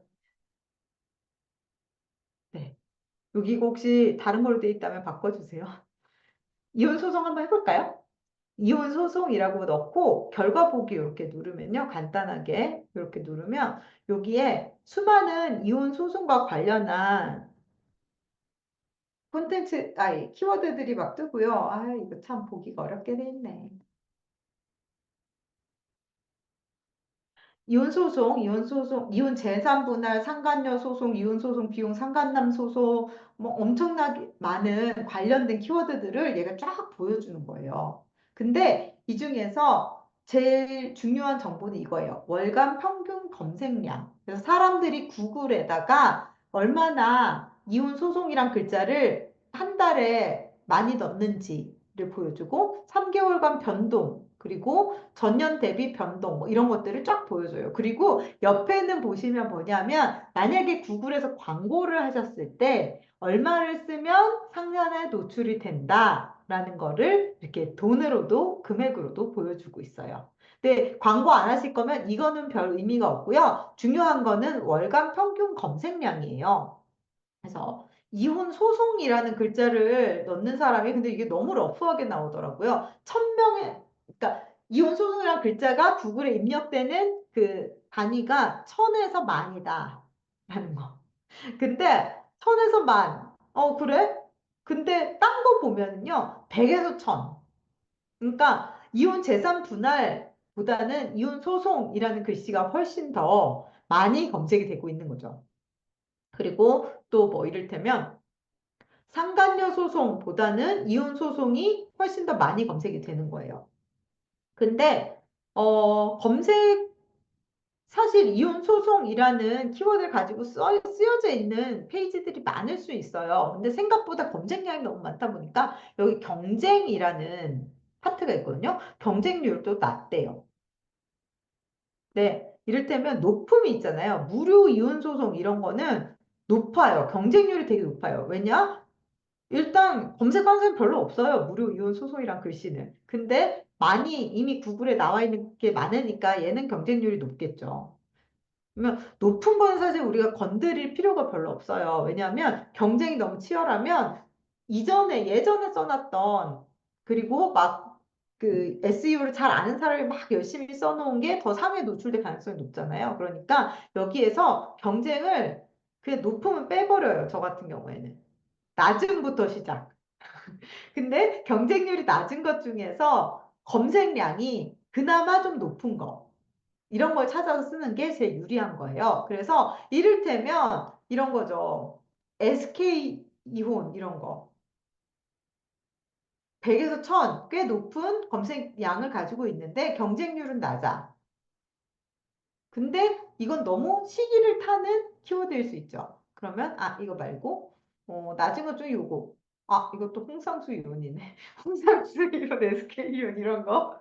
근데 사실 이거는 검색 의도를 잘 생각을 해보시면 그냥 약간 가십을 위한 거일 수도 있잖아요. 그럼 이분들은 실제 변호사를 찾는 게 아니니까 이런 건 좀 빼고 그다음에 노소용 이런 거 다 빼고 아이고 어떻게 친 아, 아, 요 정도 괜찮다. 이혼 재산 분할 DC는 뭐야? 이것도 빼고. 요거 할게요. 이혼 재산 분할 10년이라는 검색어. 많아요. 검색량은 많은데 경쟁률은 낮아요. 그리고 만약에 이 주제로 글을 써서 광고를 돌리신다면 광고 단가도 꽤 낮네요. 이렇게 생각할 수 있죠. 그러면 이혼 재산 분할 10년이라는 키워드. 사람들이 구글에 이 글씨를 쳤을 때 내 블로그가 노출되게 해야지라고 생각하고 이제 글을 쓰시면 돼요. 그러면 이혼 재산 분할 10년 된 부부가 재산을 분할했을 때 어떻게 될까요?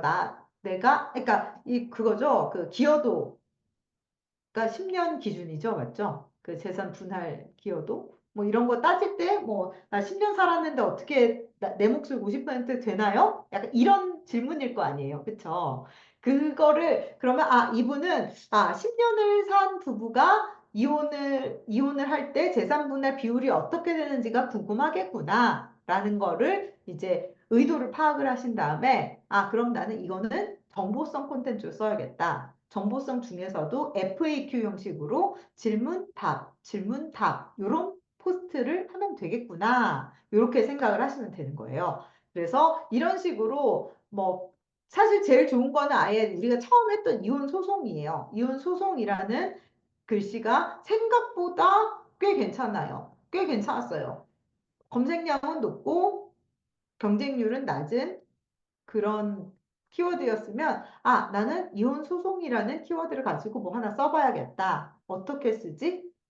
정보성으로 쓸까? 정보성으로 쓴다면 이거 이혼 소송의 어떤 부분에 대해서 써야겠다. 그걸 결정을 하시고 나서 제목에 이혼 소송 이렇게 시작하세요. 만약에 이렇게 쓴다. 그러고 이혼 소송을 이제 막 하려고 아무것도 모르겠는데 어떻게 하면 이혼 소송을 시작할 수 있지? 이런 분이 정보가 궁금해서 물어보는 콘텐츠다. 그러면 난 이걸 정보성으로 쓰고 뭐지? 뭐라고 하더라? 이렇게 1번 뭐, 2번 뭐 순서형으로 제 콘텐츠를 구성을 해야겠다. 1. 변호사와 상담하세요. 2.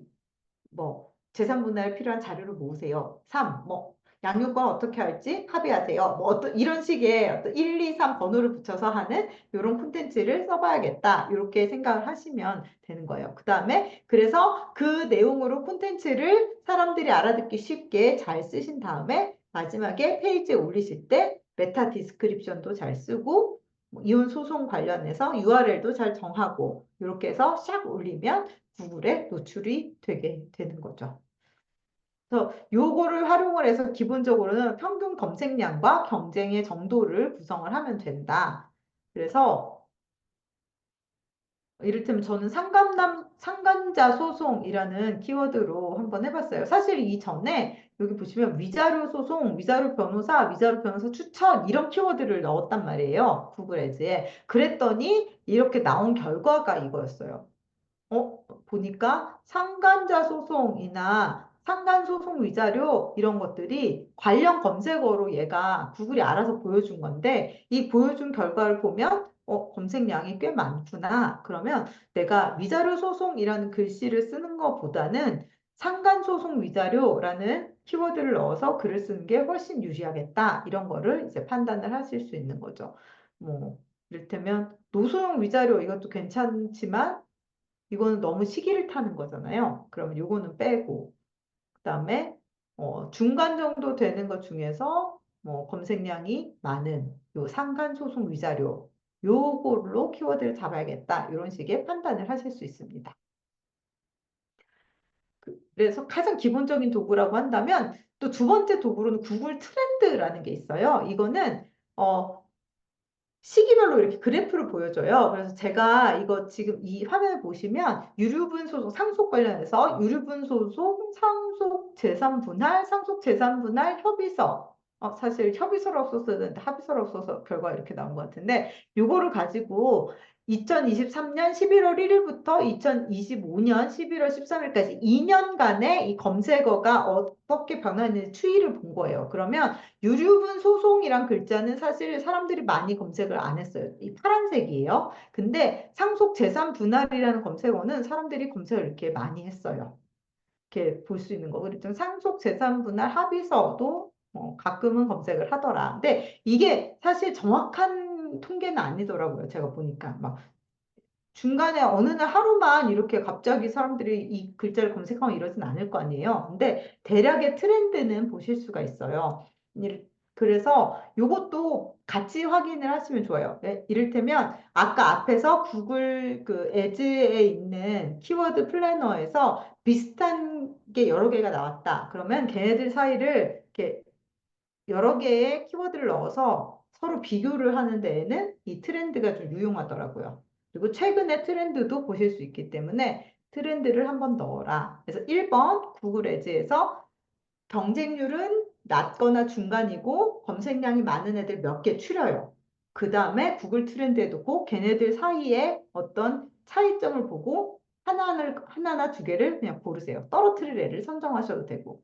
그 다음에는 이제 이 기본적인 키워드를 확장시키는 과정을 하면 좋아요. 그때 쓸 수 있는 것 중에 무료 툴 중에 하나가 키자드라는 사이트예요. 그래서 요거는 사실 이 사이트 제가 지금 이렇게 잘라서 붙인 건데 사이트 들어가 보시면 어, 여러 가지 검색 엔진을 다 다뤄요. 기본적으로 네이버도 다르고 네이버뿐만이 아니라 이제 다음도 다르고 뭐 이러는데 그 중에 하나로 구글도 다뤄주는 거의 국내 무료 엔진 중에는 되게 고마운 엔진이에요. 그래서 이때 이혼, 소송, 상간자, 위자료. 뭐 만약에 이 두 가지의 키워드를 제가 골라서 넣었잖아요. 그러면 이것과 관련된 연관 키워드를 이렇게 보여줍니다. 근데 네이버의 연관 키워드, 자동 완성 키워드. 자동 완성 키워드 뭔지 아시죠? 이렇게 그 글자 넣으면 뒤에 이렇게 나오는 거. 그리고 다음에도 자동 완성 키워드. 근데 여기에 구글의 자동 완성 키워드도 이렇게 보여줘요. 감사하게도. 근데 사실 네이버나 이런 거는 이렇게 막 빼곡하게 글자가 숫자들을 다 보여주죠. 검색량 같은 거를. 근데 구글은 그렇게 잘 보여주진 않더라고요. 그래서 좀 아쉽긴 하지만 그래도 이를테면 아까 저희가 이혼 소송 상간자 위자료 뭐 이혼 만약에 이혼 변호사까지 했다 치면 그런 게 구글에 뭐 보면 의미 있는 숫자가 나온 게 이혼 소송하고 이혼 변호사밖에 없어요. 이 정도 써야겠구나 이렇게 보는 거죠. 큰 도움은 안 되는 것 같아요. 그래서 사실 이거 말고 해외 툴 두 개를 제가 또 소개를 해드렸거든요. 요거를 쓰는 게 좋기는 합니다. 하나는 keywordtool.io라는 툴이에요. 이거는 여기 보시면 제가 상간자 소송이라고 넣었더니 굉장히 많은 연관 키워드를 보여줬어요. 무료로 쓰면 근데 이렇게 보여요. 무료로 누구나 쓸 수는 있어요. 이렇게 들어가 보시면 이렇게 나오거든요. 그래서 여기에다가 이혼 소송 쳐볼게요. 이혼 소송이라고 치면 여기 사우스 코리아 한국어로 된 거 이렇게 하면 굉장히 많은 이거 제가 결제를 했어요. 처음에 아까 보셨던 것처럼 여기가 숫자가 하나도 안 보이고 그냥 이 키워드들은 근데 쭉 보여줘요. 근데 제가 보여드리려고 결제를 했더니 이렇게 숫자랑 이런 걸 다 보여줘요. 그래서 사실 해외 전문 사이트들은 이런 걸 굉장히 잘 해놓고 굉장히 꽤 큰 돈을 받거든요. 근데 보시면 이혼 소송이라는 글자로 서치 볼륨이 16,850번 있었다. 그리고 점점 올라가는 추세다. 달별로도 이렇게 올라간다. 그리고 모바일로 검색하는지 데스크탑으로 검색하는지 태블릿으로 검색하는지까지 이렇게 다 보여주는 거예요. 그리고 이혼 소송이라는 이 키워드에 연관된 키워드들을 이렇게 엄청나게 많이 보여주고 있습니다. 여기서도 마찬가지로 중요한 거는 서치 볼륨이에요. 검색량. 그래서 높은 거에서 낮은 순으로 쭉 한번 해보세요. 그러면 이혼소송 다음에 서울 이혼소송 변호사가 검색량이 많네 생각보다. 이혼소송 비용, 뭐 이혼짤 이런 건 우리한테 필요 없죠. 절차, 변호사 비용, 재산분할 기간, 외도 뭐 이런 것들을 이 연관된 키워드들 우리가 이혼 소송이라는 그 관련해서 글을 써야지라고 했을 때 상상력의 제한을 팍 풀어주는 수많은 연관 키워드들을 보여주는 이런 툴이고요. 이 숫자까지 덤으로 보여주니까 내가 이혼 소송 중에서도 서울 이혼 소송 변호사라는 키워드를 써서 글을 써야겠구나 이런 거를 확실하게 알 수 있는 툴입니다. 근데 결제를 했으니까 이렇게 되는 거지. 아니면 안 보여져요. 그래도 상관없어요. 여기 이렇게 글자만이라도 보면서 어느 정도는 아이디어를 얻으시면 돼요. 그 다음에 여기서 괜찮다 싶은 거를 다시 아까 보신 구글 에즈 키워드 거기에 들어가셔서 얘를 다시 쳐보면 되죠. 그럼 거기서 숫자 보여줄 거예요. 그러니까 이 유료 툴을 쓰면 한 번에 볼 수 있는 걸 이게 몇 번 왔다 갔다 해야 되긴 하지만 연관 검색어를 이렇게 확장시켜 준다는 점에서는 되게 의미 있는 거고 내가 진짜 구글에 이렇게 좀 투자를 해야겠다 싶으시면 결제를 하는 것도 나쁘지 않은 것 같아요. 제 기억으로 80 몇 불 US 달러로 한 10,000원 정도 월에 10,000원 정도 했던 것 같습니다. 이 툴이 좋은 거는요. 유튜브 검색 결과도 보여주는 거예요. 좋죠. 그 다음에 인스타그램. 사실 검색 구글만 하실 게 아니라 인스타그램 포스트도 하시고 유튜브 그 콘텐츠도 만드시고 하면 이것과 관련된 정보들도 다 볼 수 있으니까 막 인스타그램 해시태그 뭐 이런 것도 다 볼 수 있으니까 꽤나 유용한 툴이라고 할 수 있을 것 같습니다. 제가 요거는 그 아이디랑 비번을 공유할게요. 지금 수업 들으시는 동안 저희가 실습할 때 키워드 찾아야 되잖아요. 그때 같이 쓰시라고 결제를 해놓은 거거든요. 그래서 이따가 카톡방에다가 아이디랑 비번을 올려놓도록 하겠습니다. 요거까지 이렇게 하셨으면 이제 여러 가지 키워드들 중에서 내가 무엇을 쓸지 훨씬 키워드가 확장이 됐어요. 그 다음에 또 요거는 되게 강력한 툴인데 그냥 한번 보여드릴게요. 뭐냐 하면 해외에서 가장 많이 쓰는 키워드 툴이에요, 사실. 얘는 이렇게 유산상속이라는 글자를 넣었을 때 굉장히 다양한 결과를 보여주는데요. 이것도 무료로는 너무 한계가 있어서 제가 이번 이걸 마저 결제를 해버렸습니다. 이거는 정말 15만 원 정도 해요, 월에. 진짜 비싸죠. 근데 해외에는 구글 SEO가 정말 정말 중요하기 때문에 마케팅 업계에서는 이 정도 돈을 내서라도 당연히 쓰는 툴로 생각을 하고 있어요. 키워드 오버뷰를 보면 여기에 아까 이혼 소송을 저희가 검색했잖아요. 여러 개를 한꺼번에 넣어도 되지만 이혼 소송을 넣어서 한번 해볼게요. 그러면 한국에서 볼륨이 4.4K, 4,400번 검색이 됐다. 그리고 세계적으로는 이렇게 검색이 됐다. 한글로 나온 거니까 당연히 한국이 제일 많겠지만 뭐 미국이나 캐나다 이런 데서도 이혼하고 싶은 사람들 있잖아요. 한국 사람들 이렇게 검색을 하고 있는 거죠. 그리고 여기도 보면 광고하려면 이 정도 돈이 필요하다. 이렇게 다 보여주고 있고요. 키워드 어려운 거 18% 이지, 쉬운 키워드다. 경쟁률을 얘기하는 거예요. 아까 구글 키워드 플래너에서도 보였지만 여기서 좀 더 구체적으로 숫자까지 보여주죠.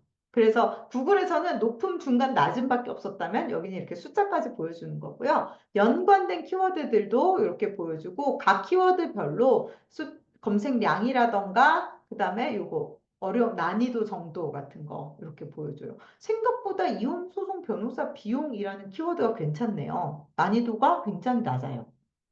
그러니까 저희가 짐작하는 거랑 실제 이 데이터가 이렇게 다르다라는 거를 알 수 있고, 이를테면 키워드 스트래티지에서 전략을 이혼 소송에 대한 글을 쓰고 그거 밑에 합의 이혼 절차, 이혼 방법, 판결, 소송 기간, 이혼 이유 이런 것들을 쭉 한번 써봐라라고 아예 전략을 이렇게 주기도 하죠. 그러면 저희가 시리즈별로 뭐 블로그 글을 구성해서 쓰거나 웹사이트에 업무 영역 할때 이거 큰 페이지에는 이혼 소송이라고 쓰고 서브 페이지를 이렇게 구성을 하거나 이런 식으로 진행할 수 있을 것 같아요. 그리고 또 좋은 거는 뭐냐면 이 이혼 소송이라는 글자로 상위에 노출되어 있는 페이지들을 보여주는 거예요. 이를테면 이지로 이거는 국가 그건가?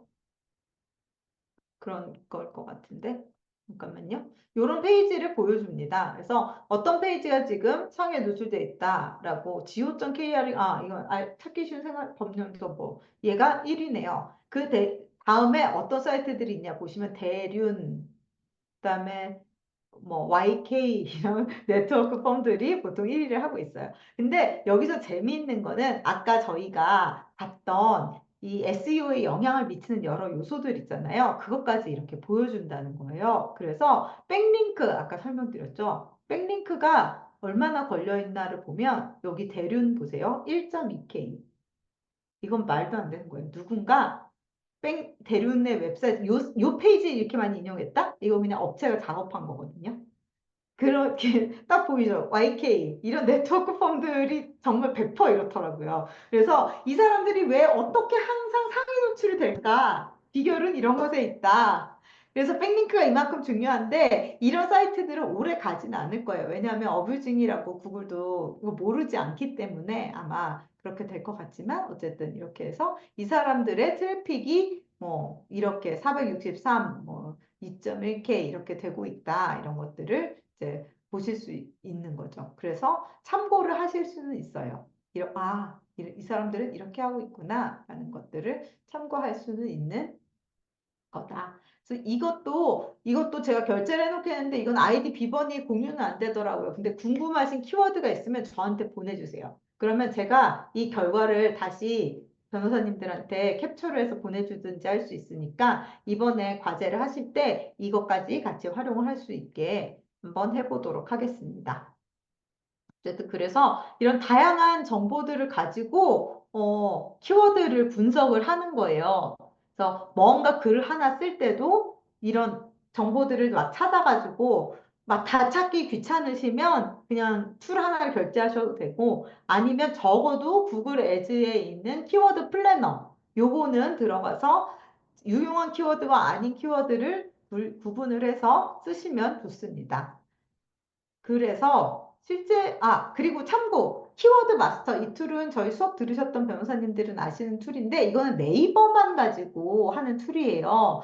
근데, 뭐, 사실 한국 사람들이 네이버 창에 글씨를 쓰나, 구글 창에 글씨를 쓰나, 비슷하게 검색어를 넣을 수도 있다는 생각이 들거든요. 그래서, 나는 구글 이것저것 다 모르겠고, 구글 로그인하기도 귀찮다 하면 그냥 키워드 마스터, 에라도 꼭 넣어서 수치를 보시라라고 말씀을 드리고 싶습니다. 여기 보시면 이것도 이 비율이라고 나와 있는 게 사람들이 실제로 검색하는 조회수와 문서수의 비율이거든요. 근데 문서 수는 엄청 많은데 그거에 대해서 네이버에 올라와 있는 글은 엄청 많은데 찾는 사람이 적으면 안 되는 거잖아요. 그래서 비율이 작으면 작을수록 좋은 키워드예요.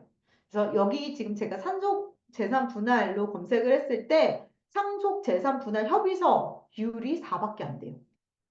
엄청 좋은 키워드죠. 근데 제가 잘은 모르지만 아마 상속재산 분할 협의서를 검색하는 분들은 이 양식을 다운받아서 그냥 직접 제출하고 싶어 하시는 분들이죠. 그러면 의도를 파악하고 보시면 변호사가 필요 없는 분들이죠. 그래서 이런 경우에는 실제로 그 매출에는 도움이 안 될 수 있어요. 근데 어쨌든 그 페이지의 트래픽이 늘어나면 늘어날수록 또 그러니까 그 페이지의 클릭 수가 늘어나면 늘어날수록 또 좋은 페이지가 될 가능성도 있기 때문에 그런 걸 잘 판단을 하셔서 이런 분들은 그냥 원하는 거 상속 재산 분할 협의서 그래 양식 다운 받아 그리고 뭐 링크 막 걸어줘 그래서 야 충족했다 아, 나는 내가 원하는 게 이 사이트에서 충족이 됐구나라는 마음만 가지고 돌아가셔도 장기적으로 사이트는 이익이다. 이런 마음으로 그냥 그 정도 선에서 의도를 채워주시면 될 것 같아요. 그래서 이런 다양한 관련 키워드들을 사용을 해서 키워드를 찾으시면 됩니다. 그래서 죄송해요. 시간이 조금 지났는데 마지막으로 실습을 같이 하기는 어렵지만 어떻게 하시면 되는지 제가 안내를 해드릴게요. 우선은 주제를 선정하시면 돼요. 그래서 뭐 노주일 변호사님 같은 경우 이혼 이렇게 이렇게 딱 그거 하나만 하시는 거죠, 변호사님. 음, 강나루 변호사님 뭐 부동산, 뭐 박은지 변호사님은 두 가지를 하셔도 괜찮아요. 이혼도 하시고 형사도 하시고 혹시 뭐 어디에 집중하겠다 이런 게 있으신가요? 블로그나 이런 데서는? 형사를 더 많이 하기는 어, 하고, 어, 네네. 주로 네, 뭐 네이버 블로그만 아직 하고는 있어서. 네네. 그럼 형사 딱 정하셔도 되고요. 양소영 변호사님 많이 하시죠, 이것저것. 그래도 뭔가 하나를 정하시는 게 좋을 것 같아요. 다 해보셔도 되고, 근데 다 하면 민사를 너무너무, 제일 많이 하고 있긴 한데, 민사는 키워드 정하기가 쉽지가 않은 것 같아요. 분야가 너무 그쵸. 네, 넓어서. 맞아요. 그래도 이번에 한번 구글로 한번 해보시면 좋을 것 같은데, 일단은 뭐 이혼이다 그러면은 그거에서 뭐 이혼에도 굉장히 종류가 많잖아요. 아까 제가 넣었던 것처럼 이혼 소송 이렇게 넣어도 되고, 어쨌든 키워드 하나를 정하세요. 그리고 그거를 구글 여기다가 플래너에다 넣어보세요. 이혼 소송이라도 해도 되고 아니면 뭐 양육권이라고 해도 되고 아니면 뭐 부동산 등기 뭐 이런 걸 해도 되고 해서 하시면 아마 관련된 이 아이디어들이 엄청 나올 거예요. 그래서 이 경쟁도와 숫자를 보시고 대표 키워드를 정하시면 됩니다. 그러니까 이혼 소송 이런 것보다는 좀 더 큰 의미의 대표 키워드를 정하시는 거죠. 그리고 이 키워드가 검색 의도가 아까 말해드린 네 개 중에서 뭔지를 생각을 해보세요. 이 사람이 이걸 정보를 위해서 왔구나. 탐색을 위해서 이걸 검색하겠구나. 이런 것들을 결정을 하시면 됩니다. 그 다음에 그것과 관련된 보조 키워드들을 선정을 하시면 돼요. 이를테면은 뭐 아까 이혼 재산 분할 하면 이혼 재산 분할 10년 뭐 이런 식으로 파생되는 키워드들이 엄청 많을 거 아니에요.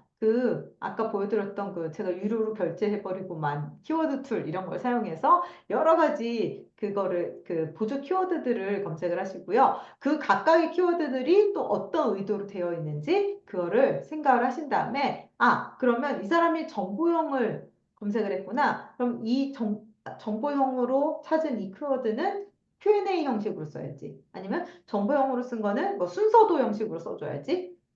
이런 식으로 상업조사용으로 했다? 그러면은 이제까지의 뭐 의뢰인들의 후기를 한번 모아봐야지. 이런 식으로 콘텐츠를 어떤 방식으로 쓸지까지 결정을 하시면 좋습니다. 일단 마지막으로는 그 보조 키워드들을 일종의 제목을 정한다라고 생각하시면 좋을 것 같아요. 그래서 그 보조 키워드들을 확장해 보는 거죠. 그래서 제가 예시 파일도 같이 보내드렸거든요. 그래서 이거는 그냥 제가 그냥 해본 거니까 변호사님들 다 다르게 나올 것 같아요. 일단은 내가 만약 업무 분야 가사다, 이혼이다 하면은 이혼, 재산분할, 양육권 뭐 이런 주제 대충 이때는 이제 머릿속에서 가지고 계시는 변호사님들의 전문 주제를 생각하시면 돼요. 형사라면 뭐 사기, 음주운전, 뭐 고소 뭐 이런 다양한 것들이 있겠죠. 이 중에서 일단 하나를 정해요. 그래서 이혼해서 나는 이혼 소송 주제가 1번에서 정한 거라면 두 번째 탭에서 대표 키워드를 이혼 소송이라고 정했어요. 그리고 이거는 정보용일 것 같다. 라고 결정을 해 주시면 되고요. 뭐 이혼 소송 말고도 여러 가지 뭐가 있겠죠. 그런 것들을 몇 개를 정하셔도 돼요. 근데 이 중에서 이혼 소송 관련한 보조 키워드를 한번 찾아보는 거예요. 아까 수많은 그 관련 키워드 중에서. 그래서 이혼 소송이 상간남 소송도 될 수 있고 재산 분할도 될 수 있고 전업주부 이혼 재산 분할 요거 제가 이 키워드 이거는 넣어본 거였거든요. 구글 애즈에. 이혼 소송이란 대표 키워드에서 나온 수많은 보조 키워드들 중에서 검색량이 괜찮고 경쟁이 낮은 애들을 골라서 이렇게 넣어본 거예요. 그리고 각각의 뭐 이를테면 상간녀 위자료 소송이다라고 하면은 이거는 정보 플러스 사례형으로 써야지. 그래서 내 사례에다가 정보를 좀 넣어서 써야지. 혹은 뭐 이혼 상담이라는 키워드에 맞게 글을 쓴다면 이거는 거래형이니까 상담은 이렇게 해서 뭐 몇 시부터 몇 시까지 방문 상담 가능하십니다. 아니면 전화로 편하게 상담하세요. 이런 거 있잖아요. 이런 류의 어떤 그 글을 써야지. 이런 식으로 쭉 한번 어떤 식의 글을 쓸 건지 아예 결정을 하시는 거죠, 여기서. 그 다음에 뭐 이거는 보조 키워드 확장 이런 거는 만약 내가 이혼 소송 정보용으로 쓸 거야, 절차용으로 쓸 거야. 근데 이 이혼 소송이라는 키워드가 들어있는 글을 어떤 식으로 쓸까? 실제로 사람들이 넣을 것 같은 문장 혹은 감정이 들어가 있는 키워드로 한번 확장을 해보시는 거예요.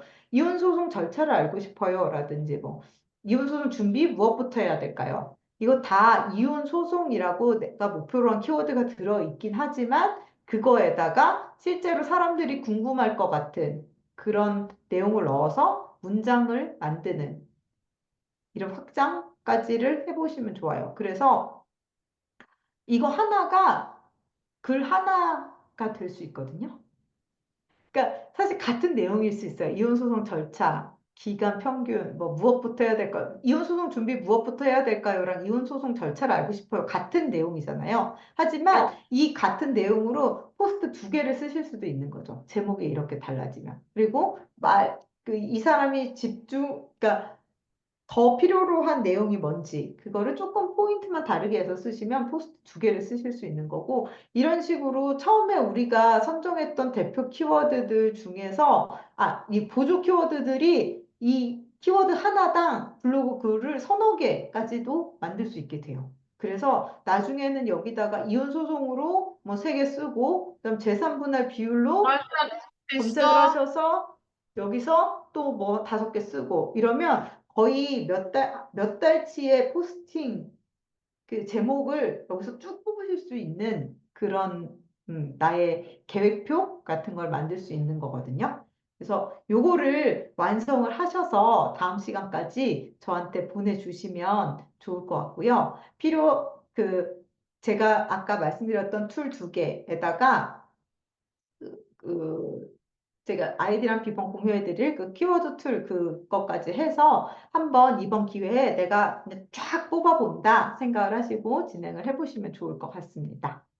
요거는 제가 빈 파일을 하나, 엑셀 파일 하나가 있어요. 저희 실습 파일이라고 되어 있는 파일이 있거든요. 거기다가 해서 보내주시면 될 것 같습니다. 혹시 질문이 있으실까요? 다음 주 언제까지 보내드려야 돼요?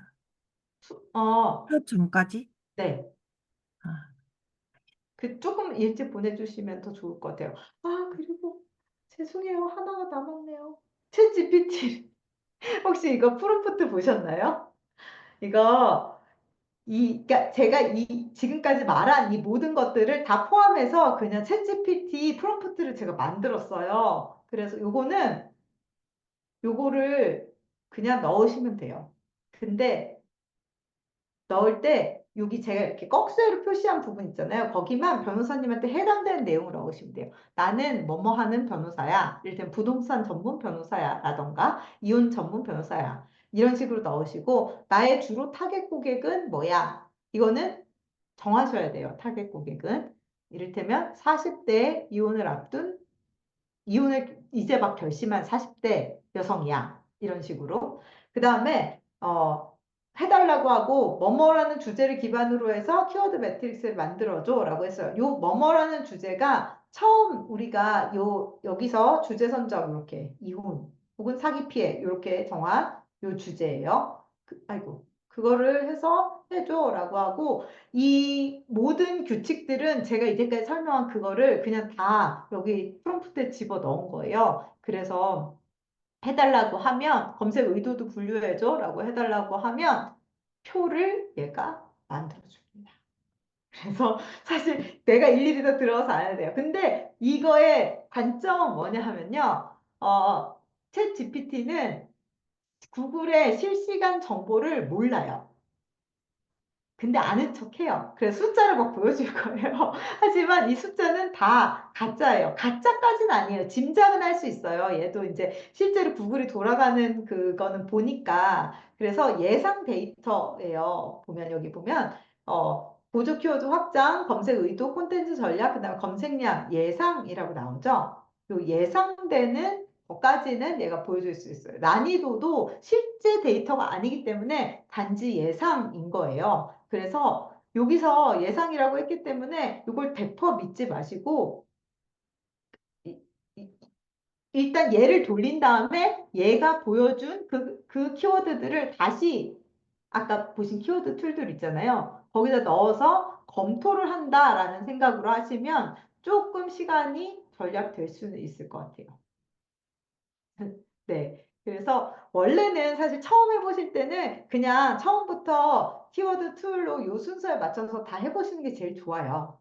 근데 이제 한 번만 이렇게 한번 해보시고 그 이후에는 챗GPT를 간단하게 해서 챗GPT가 이 표를 완성해 주는 거거든요. 그러면 여기 실제 요 숫자들 요 부분만 다시 한번 툴을 넣어서 검토를 해서 정확한 표를 만든다 이렇게 생각하시면 될 것 같습니다. 네. 또 궁금하신 거 있으실까요? 방금 말씀하신 그 키워드 프롬프트는 혹시 어디서 받을 수 있나요? 파일에 제가 넣어드렸어요.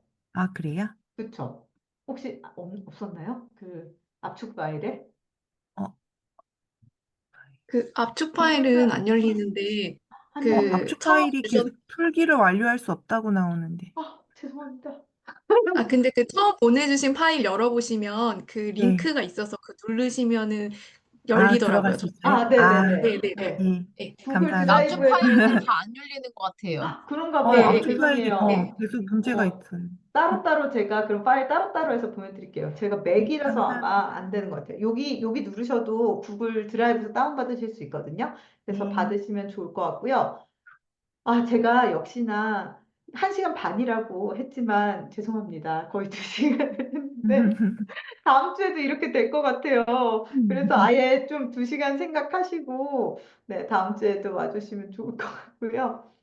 혹시 시간이 되신다면 지금 이제 다 끝나긴 했지만 제가 그냥 보너스로 하나 넣어둔 게 있는데 혹시 시간이 되시면 요거까지 한번 보시면 좋을 것 같은데요.